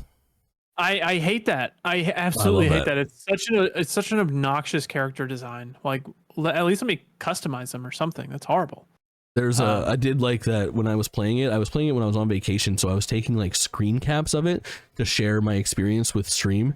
And when I came back and I was sharing them, I had all of these screen caps because I named my character Pepsi of like people in the game saying things and then calling me by my name and having it look like it was like misconstrued. It's like, here, take a break. Pepsi. Like Pepsi. Oh, so good. Yeah. I have one last gift for you. Pepsi. Oh yeah, my favorite gift. My least favorite thing is very specific. It's in Jusant. Okay. Let's complain about Jusant some more. So you know how when you're when there's like a press or like a hold to interact prompt in video games? lots of times you'll hold square and there will be like an outside outline that progresses like clockwise. Sure. And whenever it goes all the way clockwise, then it skips or whatever. Mm-hmm. Jasant's icon goes counterclockwise. And Weird. it's so weird because it'll be like press square to interact, and I'll be pressing and holding square and it'll start going counterclockwise, and I hate it. I just hate it. It's a very like nitpicky That's answer. a good nitpicky thing though. I like that. That's why I like this category a lot. Yeah, I hate it. I hate it so much. Why did they just make it count like normal clockwise like everyone else? I don't know. It's the Very French, good. man. Freaking French. All right. That's a joke, everybody. The next thing is I'm really excited. This is a new category that we didn't have last year. And I'm excited to get into the hypest announcement. Do we have the same answer? I doubt it. I highly doubt it, actually, because I have three. No, I have two. Well, I probably have more because I'm probably going to be super hyped off of whatever you fucking say, too. Okay. Sure. I don't you know. go first then. Okay. So I chose one because I thought that's what the rules were to only choose one thing. Well, yeah, but you can have like honorable mentions or whatever. Okay. It doesn't matter. It's all fun. Rules are made up. We and make the points rules don't matter. around here anyway. So. Yeah. The answer for if I have to pick one, my final actual answer is probably trailer 3, aka the final trailer, aka the launch trailer for Zelda Tears of the Kingdom. It was that February trailer before the launch of the game that had just the craziest shit going on. The reveal of Ganondorf in full with like oh my god, we're watching it right now. That was a really good trailer. I remember exactly where I was when I watched that trailer. I was in Chattanooga at a hospital working, and it was my lunch break, and I had KFC, and I was sitting in my car when the trailer dropped. So I watched that trailer on my car with the audio hooked up to like Bluetooth on my car, and the audio lags by like half a second. So I was watching it with the audio lag. It was a great trailer. It was a good trailer. It really is, and it shows quite a bit in this trailer as well. It does, yeah. But without context, it's not that spoilery. It's great to watch in retrospect as well. But yeah, the trailer goes places. It tells a story and has so many incredible scenes. It really stands up too. Like if you haven't watched this trailer since like May or June, I encourage you to take 4 minutes and watch it again, because I do firmly believe it is one of the best video game trailers of all time. From the music design to the gameplay that it showcases for the first time, I think it is like a masterclass in how to get people hyped. And what a great trailer for like, it's the trailer that was picked apart most this year, and I think there's always something to appreciate with that, of like when the YouTubers put out their 3-hour. Well, I mean, Zelda freaks will always pick stuff apart, so you're damn right. Like, who's the most babed out character, and why is it Tifa? What is that? The fish one? What? I don't know. Anyway, what's your favorite? My favorite announcement is they announced that there are going to be no more Zelda games like Tears of the Kingdom. No, I'm joking. Fuck out of here. That was an announcement this year, though. That's my honorable mention. My favorite announcement was Blade by Arcane at the Game Awards. Oh yeah, you thought that was gonna be my favorite, bro? Wasn't my favorite at the show. I don't know. I thought it was definitely the best announcement this year. So yeah, you were in the building. There were also lots of other. I was in the building for it. Yeah. I was also in the building for the initial Alan Wake 2 announcement, which was amazing. And then I came back 2 years later when it won all the awards. It's a full circle about this a little moment. bit on the last episode of GameList proper, because we recapped all the Game Awards stuff, but I think they did a great job of doing this trailer reveal. When you watch this trailer now, the title cards and the accolades at the front of the trailer are positioned in such a way that they were not for its initial reveal, where when it had its reveal, you were kind of piecing together like, what is this? Yeah, what this was a franchise? Cold open. Yeah, really, really nice. Now it opens and you have the Marvel banner and you click on it and it says Blade, and like you didn't picture it until you were halfway through the trailer and you go, is this fucking Blade? Also, I didn't realize it was Blade until near the end, but I knew right off the rip it was Arcane because their art style is so Yeah, there was a point where I was like, "Is this fucking Redfall?" It's bold of Arcane to be following up with a I was like, vampire game, bro. Is this like a Redfall 2.0 thing or something? I was very surprised that it was Blade at the end, but just so y'all know that this is made by a French studio. So actually, I love the French. You know, Arcane. It's Arcane Lyon that's working on this. So Watinga Bakaba, I believe is the way you pronounce his name. I hope I didn't. That sounds right. I hope I didn't. Let's talk about my honorable mention, and that is the Nintendo Direct in June, the one that directly followed the Zelda Tears of the Kingdom release. And it had a bunch of bangers, no doubt, but this is the one for the Mario fans, because this one ended with Mario Wonder's announcement and release date of this year. So we saw Elephant Mario for the first time. It was everyone's first time hearing Wowie Zowie and all that. But in that same one, they announced the remake of Mario RPG. They announced the new Wario game, and they announced the Luigi's Mansion 2. Yeah, that's a lot. Out. It was just a crazy block of first-party Nintendo fan servicey stuff for people that have Mario posters on their wall. They left that thing really reeling. I had a great time. Fun reaction stream too. You got anything for honorable mentions? I didn't. I mean, the No More Zelda like Tears of the Kingdom is a good honorable mention. Okay. Let's talk about. I don't really have hey, let's do this. Let's try. We're gonna try to bring music into this. Thing, and our next category is the best song. So let's have this conversation about the songs and why they're important. I'll do my best to feed this audio into both the video and the audio versions of this podcast, so that hopefully you guys can listen along. And my plan is, if you screw it up somehow, I'll just edit in the songs on the audio version as well. Yeah, so the audio version, you'll be getting them well. But so I actually have. Did you just pick one? Because I have a couple. I got a couple. Okay, cool. I'm going to send you.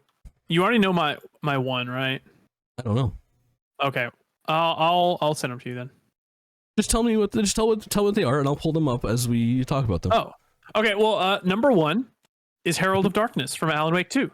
It is the song that plays during We Sing. Should have known that. Yeah, and it is an absolute just banger of a song.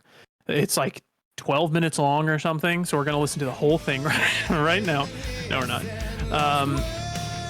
Certainly not. It is playing right now while you talk. Cool. Well, I'm gonna be quiet. You can talk. Okay. You barely even play. You know what? It's okay. The audio still people. Playing. It's still playing. It's under. It's under you. So it not only is super hyped during the moment of playing Alan Wake, but as you listen to the song after you finish the game, you start to piece together lyrics that are telling a much wider story and actually telling you like what's gonna happen in Alan Wake, and it answers questions that you have at the end of the game. It is another example of Sam Lake using multimedia to tell a story that not only do they have a cool song that sounds nice, but it's also very important to the story itself. Sure. I like it. Yeah. What's yours? Let me fade out that okay song, and let me play the song that we were talking about. This is Titan Lost from Final Fantasy 16, playing during the Titan boss fight.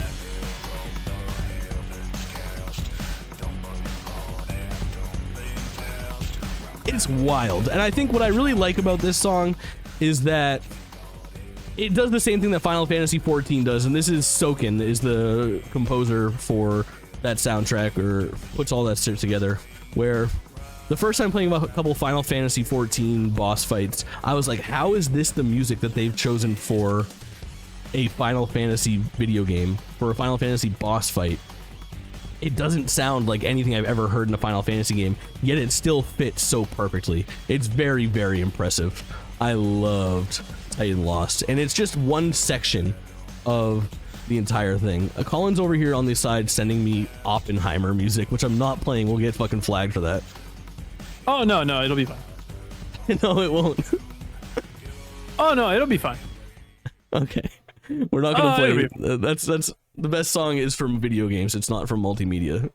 Oh wow. Okay, now you impose fake rules that we didn't talk about before. Okay. You're up. What you got? I have. Can you hear the music from Oppenheimer? Get the fuck out of here. You go look that up yourselves. Also banger, no doubt.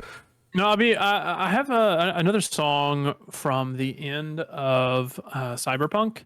Right. What's it called? I'll be honest, I don't know if it's the name or if it's the artist because it's like Polish, but I think it's called PT Adams. No, that's a person. I believe it's called Phantom Liberty. I think it's the title track for this for the expansion. Here we go. That would make sense then. Yeah.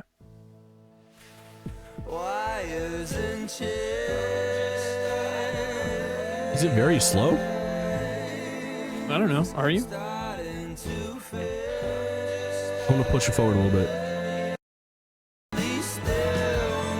Okay.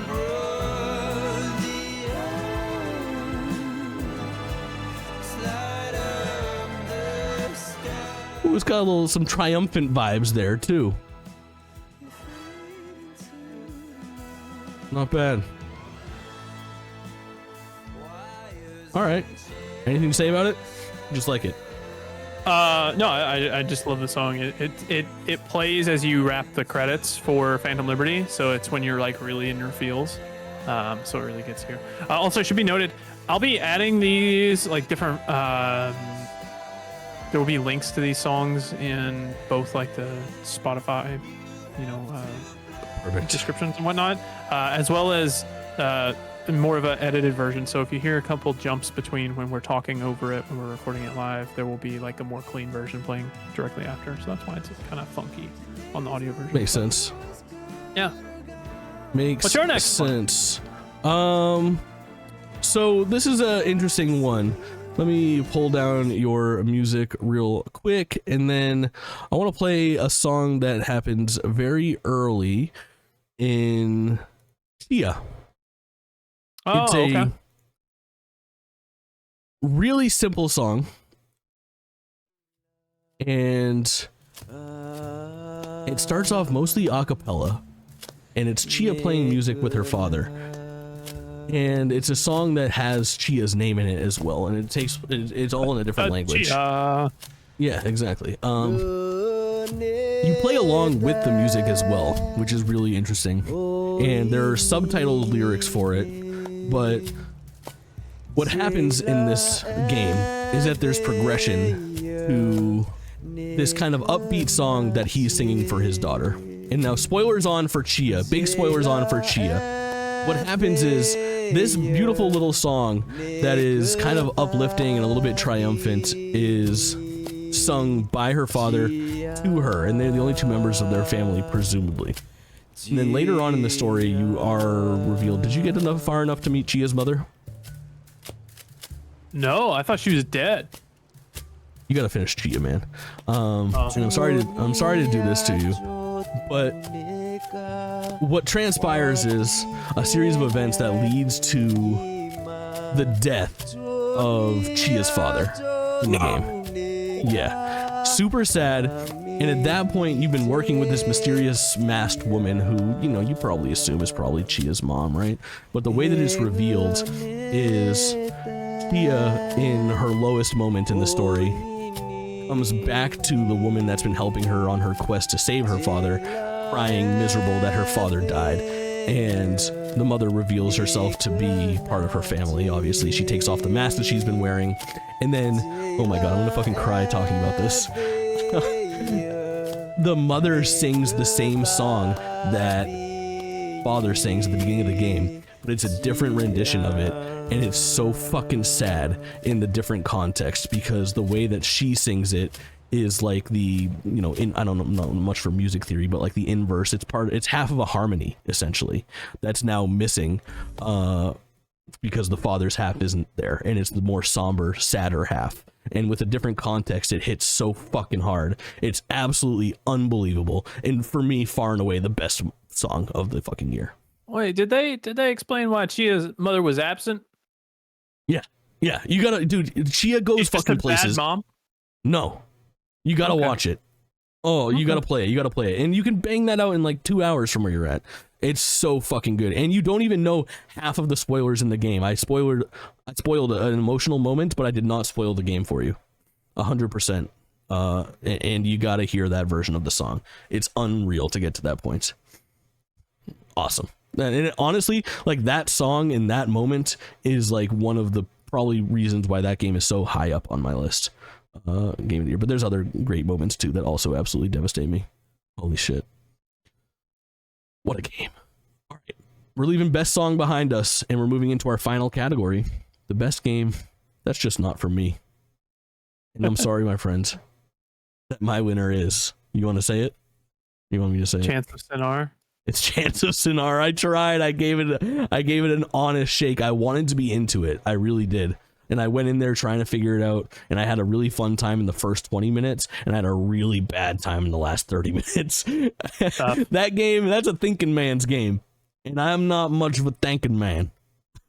I was very lost, and I did not like the unpredictability of like being unsure of what words were, and I found that I was kind of like, my wires were getting crossed because I wasn't sure of like what I had slotted in there. I felt like I was making a ripple effect of mistakes of like, I got this word wrong at the start, and now because I have that word wrong, this person is talking to me in a language, and I made the mistake of assuming that the first word was right, and the second word that's maybe related to it is now not right either because I thought that they were tied in. Did you never make it to the part where you get the journal that confirms words? Yeah, but I didn't know that it confirmed it. It was just like... Yeah, if you go to the journal, you can slot things in. Like if you think this... Like if it shows a page... Wrong? No, you can, but once you get all of them right on the page, it confirms it. And then... Buddy, I didn't fill a page. Well, it's like there are some pages that have like 3 things. One of them's like opening a door. One of them's closing a door. One of them's like a chandelier. Oh, I thought that was up and down. So if you slot all 3 of those, then it goes like shink shink shink, and it locks those words in. The VOD's on YouTube if you want to see how badly I did. I don't. It'll hurt me. It will. You hate the way that I play games. You will despise the way that I play that. Yeah, absolutely. Yeah. But unfortunately for you, best game is just not for me.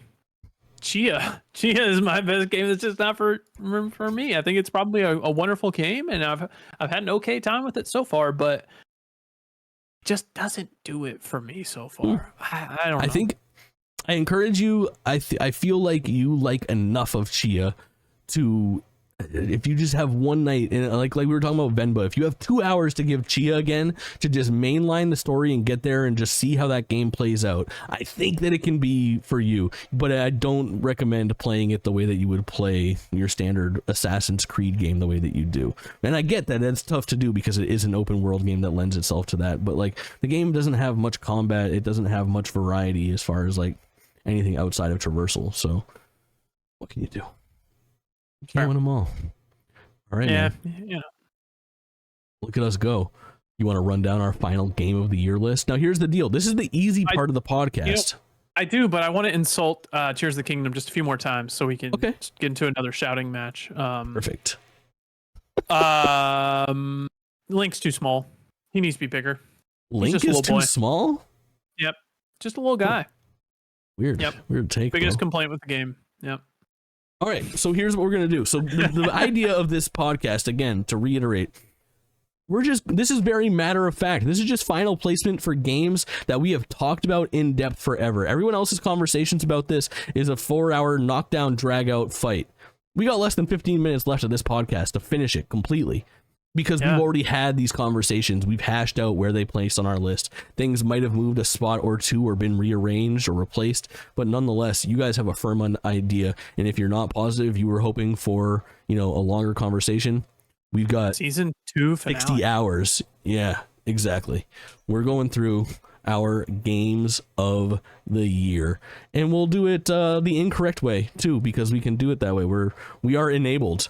All right, I will run through my game. I'll do my top 5, and then you can do your top 5, and then we'll do it like that, and we'll run all the way down to 20. Does that work for you? Absolutely. Perfect. My number 1 game of the year is Zelda Tears of the Kingdom. Number 2 is Chia. Number 3, Super Mario Brothers Wonder. Number 4, Xenoblade Future Redeemed. And number 5, Spider-Man 2. I feel like Spider-Man 2 is high for you. I really liked my time with Spider-Man 2, and I think I would have liked it less if I would have continued my That's fair. run. Like I had a fun 22 hours in Spider-Man 2, and I never want to touch that game again.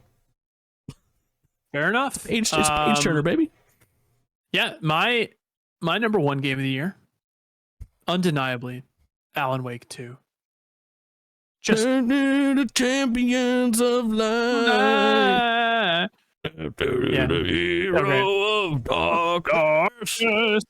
Lost in a never-ending night. Anyways, great game. Number 2, Spider-Man 2. And I want to take this moment to correct myself about a mistake in a past podcast, okay? I was talking about how Alan Wake 2 had clopidogrel and the correct dosing and everything. And I said, I compared it to Spider-Man 2 showing salbutamol, which is a beta 2. Hold on. It's a beta 2 agonist, short acting beta 2 agonist. Except I don't think salbutamol is. I don't know. But that was the problem. Is I said it was a fake drug. It is a real drug, okay? And I found this out as I was reading a trial the other day. Salbutamol is a real drug. I just never see it. It's a short-acting beta-2 agonist that was used correctly in the game, and Allie's over there laughing at me right now. Anyways, Spider-Man did a great job. It's a real drug, and they got the chemical formula correct. So I want to correct myself on that. As always, Sorry, do take your medical advice from a non-gaming podcast. Only take it from medical podcasts. Yeah. Let me direct you to my other side project. Perfect. Number 3, Hogwarts Legacy. What a magical game. What a magical experience. For sure. Number 4, in a similar vein of weirdness to Alan Wake 2, Oxenfree 2 Lost Signals. It's just a weirdo game, and I love it. And then number 5, Star Wars Jedi Survivor. Nice. Number 6 for me is Pikmin 4, a late edition, a game that I almost let pass me by, and I'm so glad that I didn't. Number 7, I switched out. This is our first time, I think, slotting this in. Sonic Dream Team, the iOS exclusive Apple Arcade game. Don't skip it if you have the ability to play it. Grab a controller, put it on your TV. Really good stuff. Street Fighter 6, the best fighting video game in a very long time. Hogwarts Legacy for me, number 9. Assassin's Creed Mirage, number 10. Yeah. Buddy. Number 6, Cyberpunk. I just burped. Cyberpunk 2077 Phantom Liberty. I've platinumed that game twice now. I spent like 70 hours with it this year. Gross. Number 7, Chants of Sinar. One of the best puzzle games I've ever played, and I hate puzzle games. It made me want to learn a language. Number 8, Assassin's Creed Mirage. It's just been a while since we've had a good Assassin's Creed, a good short Assassin's Creed. Number 9, the best racing game, the Crew Motorfest. What a delight that game was. Just an absolute delight. At number 10, the best social experience of the year, Lethal Company. I've only played that game for like 10 hours, but it was the most fun I've had with some of my friends this year. It's the next Among Us. Yeah, it is, unfortunately. All right, let's talk about just rifle these off. Don't go into like a bullet explanation or anything like that. You got other podcasts in which you can hear more about these if you so desire. I'm just going to bang out my 11 through 20. So number 11 for me is Starfield. Number 12, Theatrhythm Final Barline. Number 13, Final Fantasy 16. Number 14, Sonic Superstars. 15, Venba. 16, F-Zero 99. 17, Jedi Survivor. 18, Modern Warfare 3. 19, The Crew Motorfest. 20, Marble It Up Ultra. My number 11, Dead Island 2. Don't sleep on it. 12, Zelda Tears of the Kingdom. 13, also it should be noted, as much as I give crap to Zelda, I actually enjoyed it. It was pretty good. I just enjoyed arguing a fucking insult. 13, Dredge. 14, Resident Evil 4. 15, Fort Solace. 16, Final Fantasy 16. I didn't realize that. 17, Dead Space Remake. 18, Destiny 2 Lightfall. 19, Modern Warfare 3. And 20, Shadow Gambit, The Cursed Crew. Good shit. Now, let's get into our honorable mentions and our stinkers. Yeah. And These our stinkers. are always a nice fun one, I feel like, to just kind of again, we can just kind of rattle these off, I feel like, but for the honorable mentions, they're ones that we haven't recapped in our top 20 for quite a while, so you might hear some things that you haven't heard for a little bit. But I got Metroid Prime Remastered. That's on your list somewhere or no? It's an honorable mention. Oh, okay. Sorry, spoilers. Tren, the game inside Dreams, a little puzzle game. Yeah, I want to play that. Really dope. Hi-Fi Rush. I owed that game more time. I did not complete it, but I like it and I will someday. I'm under the impression that Janet Garcia said nobody would care about it if it wasn't a shadow drop. I agree with that. Yeah, I mean, I don't know. I think some people would, less people would. We love Katamari Reroll, the remake of Katamari 2, basically sequel to Katamari Damacy, PS2 original, that has the first brand new Katamari levels in like more than a decade. Really dope. That's crazy. Cocoon. I think you'd like this game. I mean, I didn't really probably talk about it much. Forza Motorsport, ample. If you want sim racing, Forza Motorsport's great. Return to Moria. You know this game?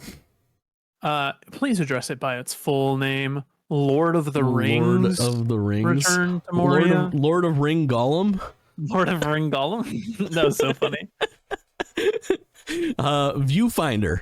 I feel sometimes I wonder if like Viewfinder's in my honorable mentions, but also it might be like my 6th favorite game of the year. But I don't know. I don't know. I think that Viewfinder is like, on paper and in practice, the main hook of Viewfinder is just the coolest thing that's ever existed. But also, I don't love the game. Yeah, that's what I get the impression from most outlets is it was good, but it doesn't really. I don't know. I don't want to say it didn't stick to landing, but people just kind of want to compare it to Portal. Yeah. Suika game, Watermelon game. What you got? My honorable mentions. Some of these honestly could very easily go into stinkers, but I made an on the fly move to stinkers. Yeah, Atomic Heart, or is it Atomic Hearts? I don't know. Heart singular. Metroid Prime Remastered. Yeah. Forspoken. Oh, that's a miss. I gotta retroactively add that to best game I didn't play. I bet I love Forspoken. You probably would, honestly. Yeah. I tried to buy it. They had it on sale for $17 during the holiday season at GameStop, but my GameStop didn't have it.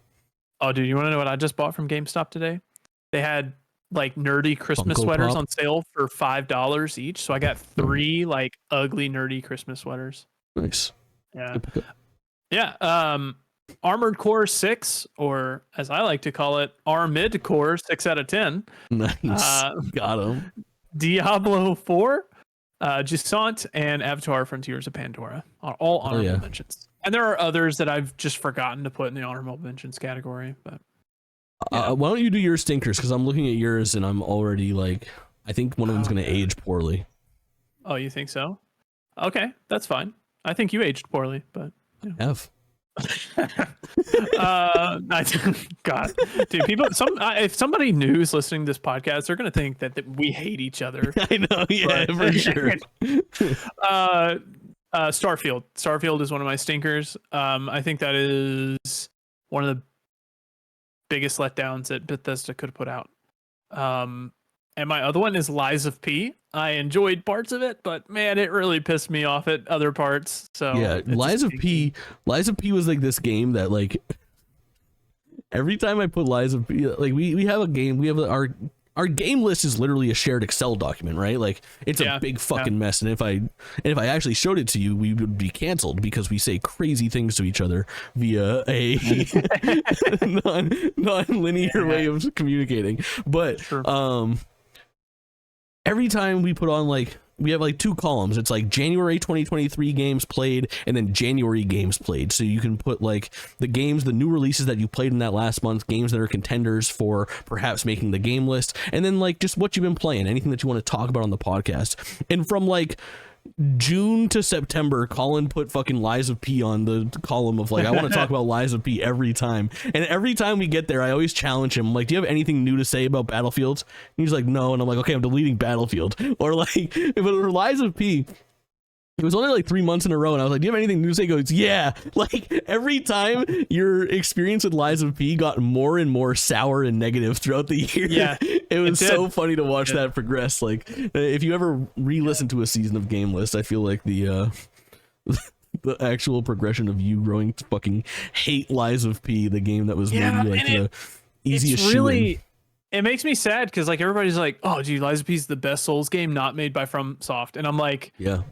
Actually, Lies of P really just pisses me off. Like, there's just whatever. What you know what? Fine, sure. Pinocchio, whatever. Yeah. Starfield. You know what? I want to say my complaints with Starfield. Sure, that's why I think it's gonna age like milk, because I think Starfield's about to be on the come up, bro. Maybe. I hope so. I hope it's on the come up. But here's the thing: when Cyberpunk came out and you were insulting it, I don't think your comments aged like milk because it sucked in certain areas when it came out. Okay, I think Starfield's a better experience in its first 4 months than Cyberpunk was in its first 4 months. Absolutely not. Oh, no, it's listen, playable, bro. Half of my playtime in Starfield was going through loading screens. Wait, you're right. You know what? They pulled Starfield from the Xbox Marketplace for a couple months. That doesn't matter. I played it. Right. They didn't do that. That happened. Happened to Cyberpunk, bro. Let's see this. Okay, I'm gonna travel from one side of Cyberpunk's map to the other. Okay, I pull up the map. Oh, sorry, your game crashed. Oh, sorry, no, you're gonna have to do that again. All right, let's see. Oh, your save data is corrupted. Your save data is corrupted. Please start from the beginning. I'm gonna fast travel from somewhere. Oh, sorry. This no longer reads. Okay, I want to go to the Alpha Centauri system, and I'm on Earth. Okay, let me open up my map and fast travel to my ship. Okay, let me go inside my ship. Another load screen. Let me pull up the map to fast travel to a different star system. Another load screen. Let me land outside. No, sorry, you actually can't take off. You can't take off right now. You're overbearing. You're overloaded. Yeah, literally. And then stand up. And then let me float outside of this planet and then pick a place on the planet to land. Another load screen. Let me leave my ship. Another load screen. There's some really questionable design decisions. Without a doubt. Everything good about Bethesda games was taken away from Starfield. The best thing about Bethesda games is walking from Whiterun to Solitude and experiencing things between that. Starfield got rid of all that and replaced it with load screens. As somebody that likes a linear, streamlined experience, it was the Bethesda game that's probably most for me. That I enjoyed the most. I had a good time romping through that game, and I think a lot of the complaints will be fixed via patches, and I think that within Bethesda, the term cyberpunk is being thrown around left and right, and I think 2 or 3 years from now, I hope it is a much nicer product. Listen, if they patch it and I return in 2 to 3 years, I will have different opinions then, but my opinions now stand. Absolutely. Yeah, like, that's fair. I spent 20 hours with this game, beat it, and was glad it was done because it ran like crap and it was just kind of boring. It was kind of boring. Yeah. And the 1,000 planet thing is just ridiculous and stupid. Oh my god, there's 6 planets for all I care. That's true. Stinkers, most of them I've already addressed why they're stinky in this. Diablo 4 is one, Fire Emblem Engage is one, Crash Team Rumble is one, and then the one that I haven't talked about is Disney Speedstorm, which I talked about a long time ago, but my reason for that game being a stinker this year is on the heels of Disney Dreamlight Valley, which was also made by Gameloft and was also planned to be free to play, although those plans have changed. Speedstorm came out, and although it had good racing bones, it is just plagued with microtransactions to the point of it being such a mess that it never has the chance to actually be a game that is respected as a video game. It will always just be essentially a gacha fest, which is really unfortunate for a game that plays as well as it does. What do you think your game of the year is going to be in 2024? I would not be surprised if it was like Dragon's Dogma or Star Wars, honestly. I think mine will probably be Final Fantasy VII Rebirth, and I'm actually probably more. Yeah. I'm probably more. I mean, in 2020, it's 7 Remake with a bullet. You know, like it's not close how much I adore that game, and because Remake or Rebirth is such a dead-on sequel to Remake, and knowing how much I already love Remake and we're just going to embellish it and go further with it, just probably makes it a layup for... I could picture something coming out, and really, like, my big question would be, like, I could see something first-party Nintendo. I think that a really good prediction for 2024 is... one of my top 3 games of the year. I don't know that it exists yet, and it's a Nintendo title, potentially for a system that's not out yet. You know what I mean? That's fair. Yeah. Like we could get like that Mario 3D platformer, or Donkey Kong 3D platformer, or some definitive edition of Smash Brothers or Mario Kart or something like that ends up just being an absolute banger for the Nintendo Switch 2 and Super Nintendo Switch, whatever they decide to Switch U, Nintendo Switch U. No, absolutely, they will not do that. I hope they don't do that. The other thing that could happen would be like some kind of a hidden indie AA gem, like an Outer Wilds, that comes out and just a profound gaming experience, something like a Before Your Eyes, or something that just really hits me or resonates in a way that makes me boost it up to the top. You got any other 2024 predictions for like GameList or like favorite games of the year? Or? Honestly, I don't know the lineup. You made a good one that well. Nobody does is the thing, is that you know, it's maybe for being in January of 2024, we have the least idea of what 2024 looks like for games. Or the other fear is that we do have a good idea of what it looks like, and it's extremely light. It's always going to be tough because you have to follow 2023, one of arguably the best years ever for video games, with another year of video games. Chances of it being even close to 2023. Banisher's Ghost of New Eden. I'm excited about that. Shut up. Pacific Drive. Yeah. Pacific Drive is gonna be great. Brothers Tale of Two Sons remake. I've got a pretty comprehensive list for things that are actually dated. We don't have any confirmed dates for anything notable past April, essentially, but it's basically Prince of Persia: The Lost Crown on January 18th, Last of Us Part 2 Remaster on the 19th, Like a Dragon Infinite Wealth on the same day as Tekken 8 on the 26th. On February 2nd, there's Suicide Squad Kill the Justice League. That might be game of the year. Same day as Persona 3 Reload, which I think actually has a shot. That could be on a lot of people's game of the year list. You think so? Oh, absolutely. Easy. Yeah. Persona people are crazy about Persona. Yeah. The 8th is Helldivers 2. The 14th is Tomb Raider Trilogy. 16th is Skull and Bones, same day as the Mario vs. Donkey Kong remake reboot. The 22nd is Pacific Drive. 28th is Brothers Tale of Two Sons remakes. 29 on Leap Day. February 29th is Final Fantasy VII Rebirth. And then March 22nd is a pretty crazy day. It is Dragon's Dogma 2, Rise of Ronin, and Princess Peach Showtime all at once. Yeah, pretty crazy. Some of my most anticipated for next year as well. Senua's Saga, Hellblade 2, Senua's Saga. That game sucks, bro. Their Silent Hill 2 remake. Oh yeah.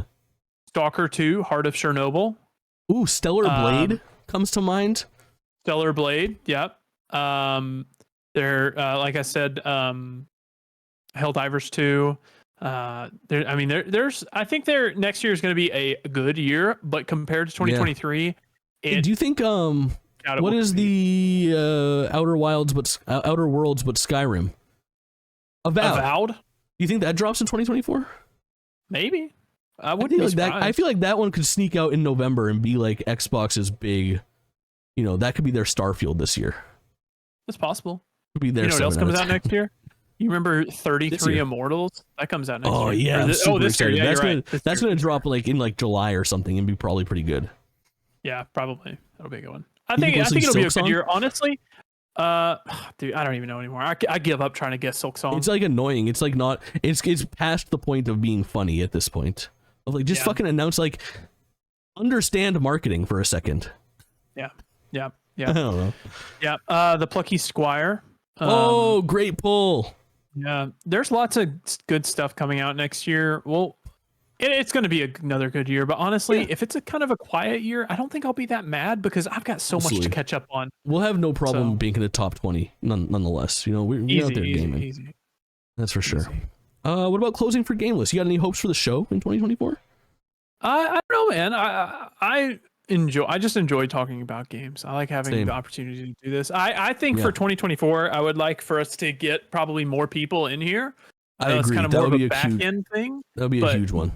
Yeah, getting more people in here. I'd like to collaborate with some other podcasts. Yeah, exactly. Yeah, same deal. Yeah, like I think we did a good job. Shout out to Tactical Dreamer and Captain Stubbs for coming on the show and being guests this year. Last year we had Freight Train, which was nice to have some people from the community, and we talked about doing like some stuff with like segments, like could we just get somebody on, but in the long run that's just like a logistical nightmare. If we're gonna have somebody on, they should be on for the whole show and be able to speak to it. But to be honest, it's hard to find people that, and not to toot our own horns, but let's do it a little bit, that understand the gaming industry like we do, that are not actual professionals. You know, we're kind of in this like club, but there are other podcasts that are about our size, if not a little bit bigger or a little bit smaller, that I think we could reach out to and try to make it happen. So if you listen to this, hey, listen, if you listen to this podcast, and even if you're not a streamer or a podcaster or something, and you have a voice that you feel like would make sense for the show, can you just let us know? You can come on for an episode. Reach out,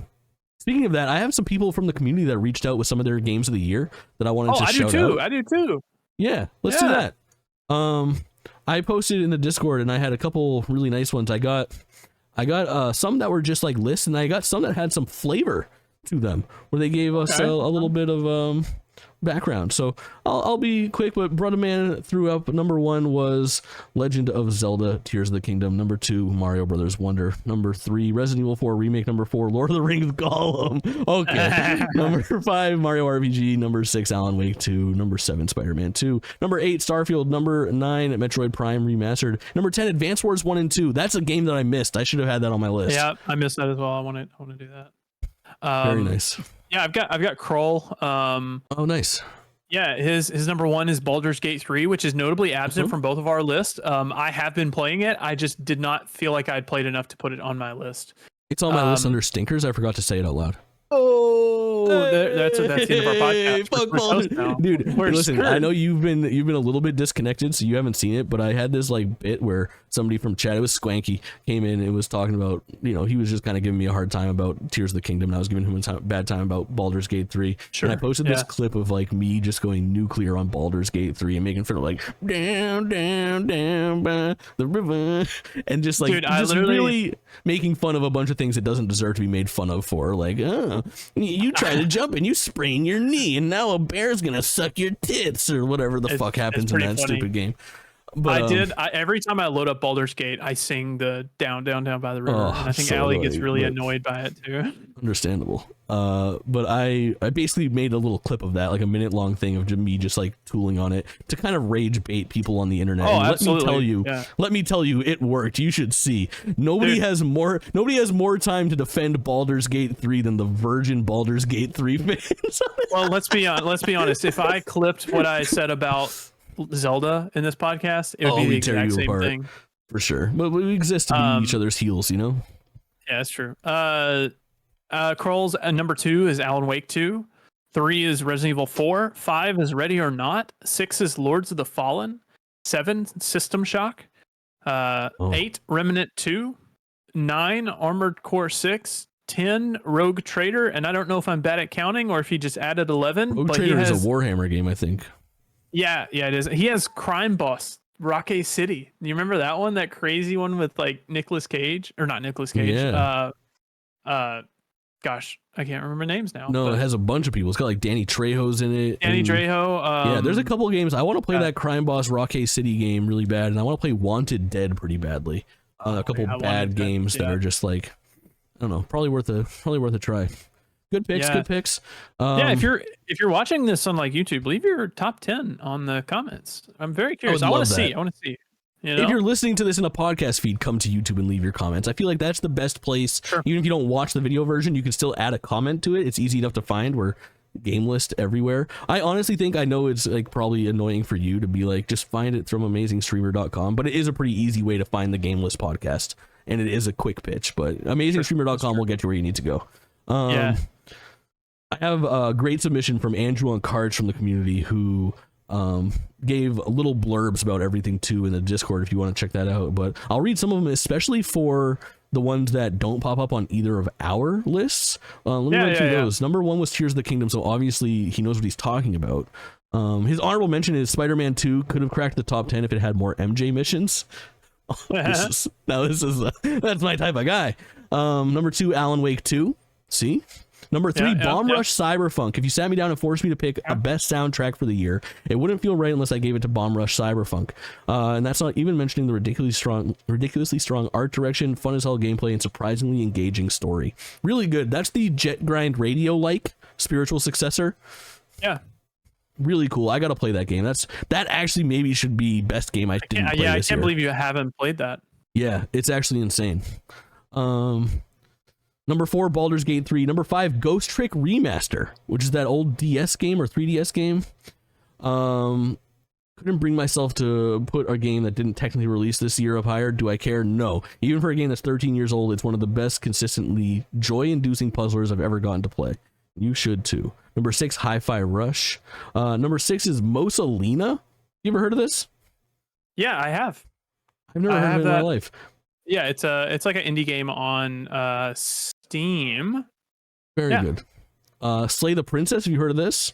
I have. That's on my wish list. No shit. It's like a horror visual novel.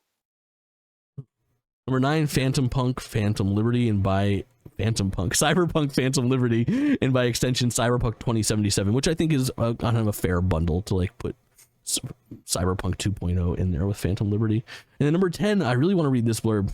El Paso Elsewhere. This is another one that I missed that's right up my alley. Oh, yeah, I know that one. It's like the Western fighting type game? Yeah, I think it's no. This is like Max Payne like. Yeah, it's like a film noir style, dark, gritty detective drug induced nightmare. Sure, this has damn good Max Payne style gameplay, but where it really shines is the Max Payne style cutscenes. Completion of the snappy levels rewards you with a pulpy, stylish directed monologue that always kept me itching to see whatever came next. The only thing that outdoes it at its own game is at my number 2 spot, and that's Alan Wake 2. So that's actually a pretty... Yeah, maybe I'm thinking of a different game, recommendation for you. But yeah, it's third-person shooter, bullet time, slow-mo shenanigans. I have heard of this, though. Yeah. Different than what I was thinking of. Seems really good. You got anybody else for submissions? No, that's all I got right now. I kind of sent the message to send me their top 10 pretty late. I sent it today, like an hour ago. So yeah, same. We dropped the ball. You should be following along and commenting, and we'll do a better job of that next year. That's our 2024 resolution for you. But yeah, I think the last thing that we should really do is thank listeners. I am constantly surprised at how many people listen to the show. Our YouTube VODs, they do okay. We spend a lot of time on the YouTube end of things, making B-roll and stuff like that. And I think the videos, if you look at just those, kind of underwhelm. But when you look at our podcast stats and where people listen to us from around, quite frankly, the world, it's really impressive that we have as many listeners as we do. And we appreciate you listening to us ramble on about video games, because truthfully, we would still do this if nobody listened. We need an outlet for it. Yeah. But it's nice that some people do. I'll tell you that much. Shout out to whoever is listening from Des Moines, Iowa. You are our top listener right now. So yeah, we appreciate you. Really, really dope shit. Kaulin, what am I forgetting? I don't know. Happy New Year's, happy holidays, Merry Christmas, whatever you do. We're a little late, but it's the start of a new year, so it's going to be a good year, I think. Without a doubt. Some more reactions, some more streams on our individual channels. We'll probably put our heads together on some stuff. Resident Evil 6 on your channel. We'll find a reason to get you onto my channel. I'm positive some co-op game will come out that we need to play. This I'm sure of. Obviously, we will continue to recap, I think, more and react to a bunch of stuff as soon as it happens, as a developer direct that is rumored, maybe, or PlayStation State of Play, Nintendo Directs coming in February. Always really fun to do. And then the one thing that I do want to explore is giving people extra avenues on how they find the show. And we've tossed around this idea a little bit, but you have a nice YouTube channel. I've got a nice YouTube channel. I be doing my Twitch thing all the time. We used to record the shows live, and we don't anymore. I still think that sends a mixed message as far as how we interact with chat and whatnot. But I do want to experiment with maybe posting this show in multiple places. I wonder what it would look like if we posted GameList for January on the GameList YouTube channel, on the Kaulin _ YouTube channel, and on the Jake Twitchin YouTube channel. and just let people find it however they want. Does it cannibalize views on the main YouTube channel? Probably, but in the long run, I don't care about growing that YouTube channel. I care about letting more people find GameList however they find it, and then choosing how they want to listen. So that's something that I think I want to just reset my thinking on. It's not about growing necessarily GameList as a platform. It's growing GameList's listener base however you decide to consume it. So yeah, things to look forward to, baby. Kaulin, thanks, man. Always a pleasure. Another year of recording with you. It's crazy how long we've known each other and how long we've been doing this. Every time I think about the actual time frame on it, it is truly wild. We're entering year 4 of our partnership here. Oh, we're partners now, We are, sexually. Ooh. Oh, yeah, maybe not that far, but yeah. If you can handle me. One last thing I would like to, after you've said such kind words, it should be noted, Jake cheated on the GameList fantasy predict this year. I won. He did not win fairly. Okay. So next year we're gonna have more clearly defined rules, so he cannot cheat, and I will win, like I should have. But no, it's always fun. It's been a great year. I'm glad. I'm very happy with what we've done. The opinions we have, the way we have learned to articulate things even better over time. I have so much fun doing this, and I really appreciate everyone who watches and listens and says kind words. And even if you say mean words, we get an interaction. So screw you. Like those two. Those really get me off, bro. Yeah, absolutely. So Jake, I love this. I love what we've done and what we're gonna do. So yeah, for sure. Much to look forward to. And as always, thanks for listening. Got him.